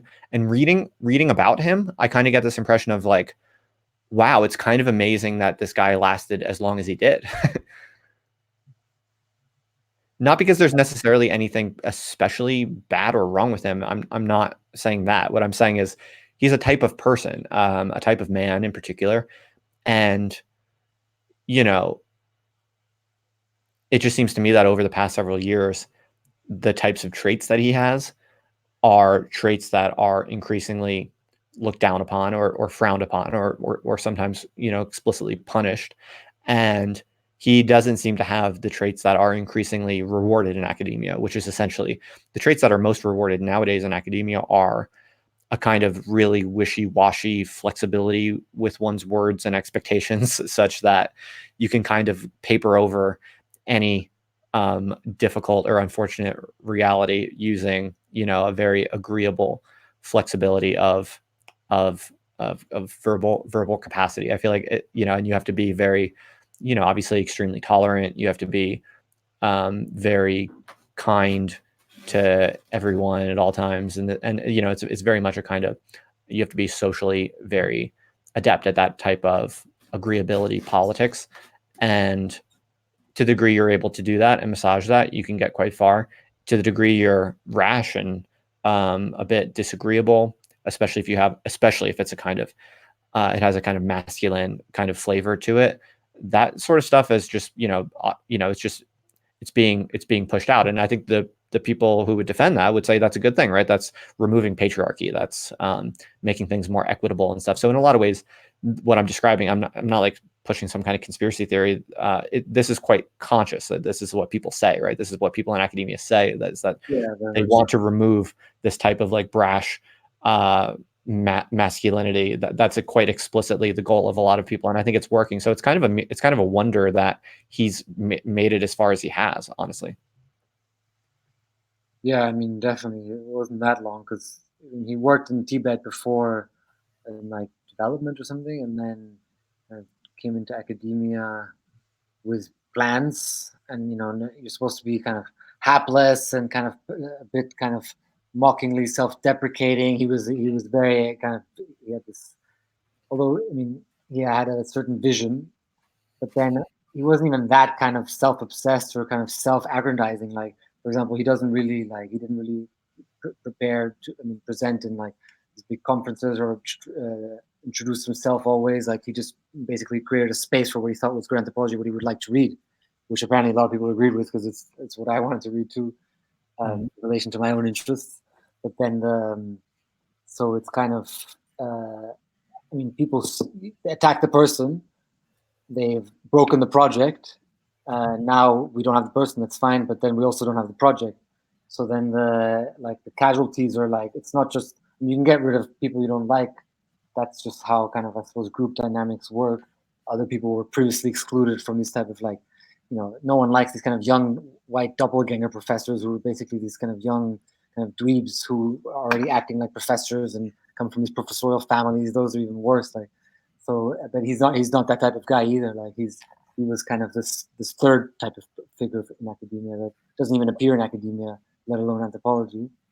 But then he's definitely been projected many more things than he's kind of capable of. That's part of things of witchcraft. Like, witches always can be in many places at once. They kind of have special capacities. They eat children instead of raising them, etc. My main beef is that that HAU has basically stopped production. Like, there was a production line. All the authors have been, just to not be kind of tainted or brushed with the big brush of, oh, you're part of, you're enabling an abuser, you're part of a racist kind of colonial science of anthropology. Like, this unwieldy brush is being wielded by all these kind of random people on Twitter who don't know what anthropology is, and who call themselves kind of scholars, and just like brushing everyone's getting away. So like the project kind of more or less fragmented quite severely. The authors are down, etc. So, I mean, I don't know if it was worth it really. Like, the people who organized this, Graeber and basically a handful of people who he was very close with. That's why it's clearly kind of from the beginning he knew what this was going to become. I don't know if for them it was worth it, because now they got rid of Giovanni, but is everyone happier? Like, in the sense that HAU was a false promise. People went to HAU to be happier, to have a better career, make better connections. They went there. I mean, some people, let's say 10% of people who ever worked at HAU, they went there and they came out feeling like shit, overworked, underappreciated, underpaid, etc. That's just the most graduate students' experience. But then, so they were given like a false. They came out not with what they wanted to extract from the relationship to HAU. And now it's turned to this. There's like hundreds of dimensions now, so it's kind of. I don't know when it will end. Like, the thing is, it's part of this like collapse of the university and like recomposition of everything. So in the university, loss of trust in figures of authority, professors, even these reports written by the interim board, very respected professors, people who were like a year ago lauded, what they say. It's like, no, you're lying. You're a gaslighter. It's like, what the fuck? And then there's this total strange kind of like a collapse of any form of trust and kind of in the academy, except Graeber. Graeber somehow, he's king of like always being a good guy. And then I don't know when Graeber's going to be kind of shitstorm, but I mean, it's inevitable. So it's kind of it's been less of this kind of circular firing squad where everyone will go down because the reasons are increasingly petty. This case, I mean, it's not been this Ouroboros kind of eating itself. It's been a scapegoating. Clearly, one target, a community surrounding it. So then I don't know what this will turn into, but like the dynamic has definitely been kind of old school social activity within anthropology.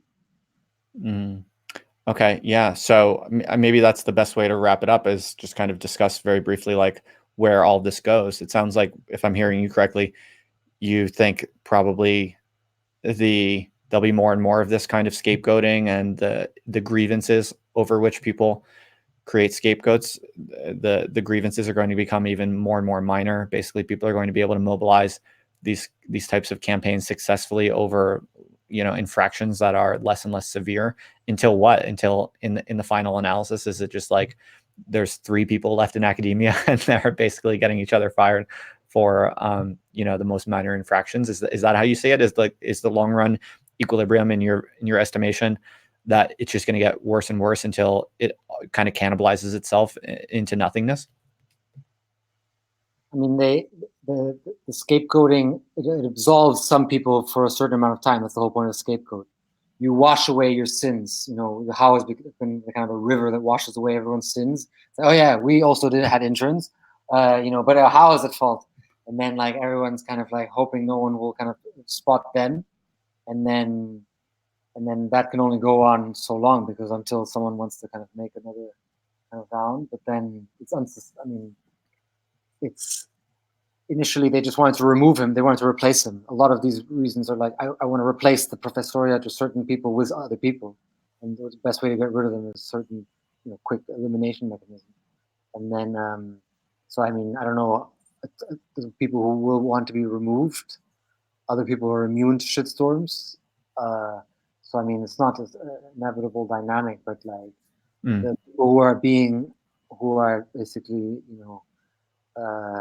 over a candlelight or like an Achilles heel, dangling over a dagger, like their days are numbered too. Anyone who's senior, everyone who's been a bit bossy, anyone who's tormented a student. Tormenting means criticizing, tormenting means rushing, tormenting means, so like this shit is going to go on for a while until people are like, fuck it, either you recompose true intellectual work outside of academia, maybe independent journals, maybe anonymous journals, maybe just a much better Reddit, maybe just where people can't just shitstorm each other, semi-anonymous. It's about the intellectual content, not the kind of petty personal kind of job things. So then I think this will lead to a radical kind of separation. Some people will get jobs and they'll tweet about it on Twitter, and everyone will kind of holler, great, you're doing great, girl.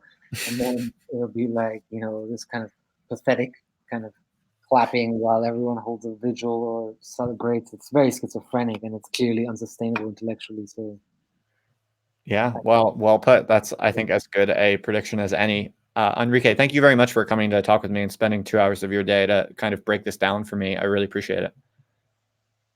Yeah, well, let's see how it goes. I should have like filtered myself. I pulled a Murphyism, which is speak truthfully, don't hedge it too much, don't filter too much. But then I suppose it's it was necessary. At some point people need to start talking how they see it, because everyone's observing the same things. It's just no one has been allowed to add in the public conversation any other element. So hell yeah. Let's see. And then I'm sad we didn't get to play Based or Cringe, but yeah. This was so focused. I wanted to. We could do one right now if you're not in a rush to get out. No, I'd say I'm probably Angela Nagel like. I didn't prepare any though. I did forget. I have to. That has been fun and people do enjoy it. So I need to make that a more fixed tradition of the show. Next time you come on, I'm sure there'll be something you can come on for next time. We'll play a proper game. Yeah, and then you also do this like shout out or recommend someone. Oh yeah, sure, of course. So I thought, because like I work a lot in Nigeria, in West Africa, like both kind of archivally and now ethnographically, so he's like my favorite Nigerian writer. I actually know him from Berlin. He's a writer based in Berlin. And then he's like, remember the strange article you were talking about with Amy Therese, was it? Or like, like the origin of like the anti-woke left, basically, like the nationalities. Okay. And then in an African context, like the Nigerians are the anti-woke left. Oh, really? Yeah, like all the left-wing Nigerians, they can't stand this kind of Americanisms and stuff like this. Oh, wow. And then whereas like more the South Africans who have like, also have colonial settler history, they're more like just kind of cringy, like Americanisms. Oh, wow. That's funny. I didn't know anything about that. That's intriguing. Yeah, for example, there's an article in like Africa as a Country, which is a publication I've also written for, linked to Jacobin. Like, it's called "Why I Won't Talk to Nigerians About Race," and then it kind of has like this funny kind of intellectual history of Nigeria. But then, one guy who I know who like he's got into a few shitstorms himself and been cancelled because he got into a fight. He was accused of being misogynist, etc., against Chimamanda Adichie, who's like this famous Nigerian author. His name is L. Nathan John. He's actually quite big on Twitter. He is. he's quite a big figure in this kind of literature, African literature Twitter. Okay. He's funny as hell. He's like has acerbic insights into all these dynamics, especially on Twitter, etc. Like, oh, really? I recently read The Twittering Machine by Richard Seymour. Uh-huh. And then, I mean, that's acerbic and insightful as hell too. But L. Nathan John has like, I mean, he hasn't written about this yet, but he's the top of the kind of anti-woke left, I would say, kind of the Nigerian angle. Oh, that's fascinating. Yeah, I'd love to learn more about that. That's a good shout out. Thank you for that. Yeah, so I thought I'd mention him. I thought we were going to play this quick questions at the end, but then I just threw it out there. Let's see. We'll talk.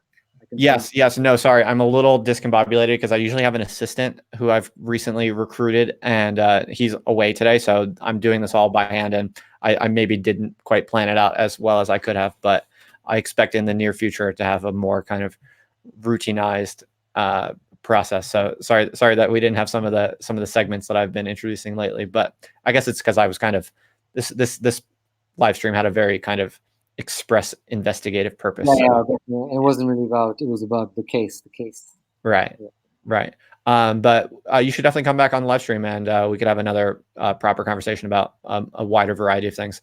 You've been interesting to talk to for sure. Oh, and I also wanted to say to you, Enrique, that I really appreciate your candor, especially from what you said before, that when David Graeber wrote his apology about how, a lot of the people who were working for the journal or associated with the journal basically jumped ship immediately out of fear, basically. So it sounds like you did not do that. And not only did you not do that, but you're willing to talk in public on video live, which for a lot of people, for most academics, and especially academics at all related to any type of controversy, very, very many, and I would say the overwhelming majority of academics would never dare go on a live stream to speak live about such a hot button controversy. So my hat's off to you. That's really cool of you. Hey, you should have told me that before. Maybe I'm just a bad academic. I should have. No, man. No, you're not. Just seems like you're an honest, transparent, straightforward guy. So I appreciate that about you. And I just wanted to thank you for that and shout that out for you.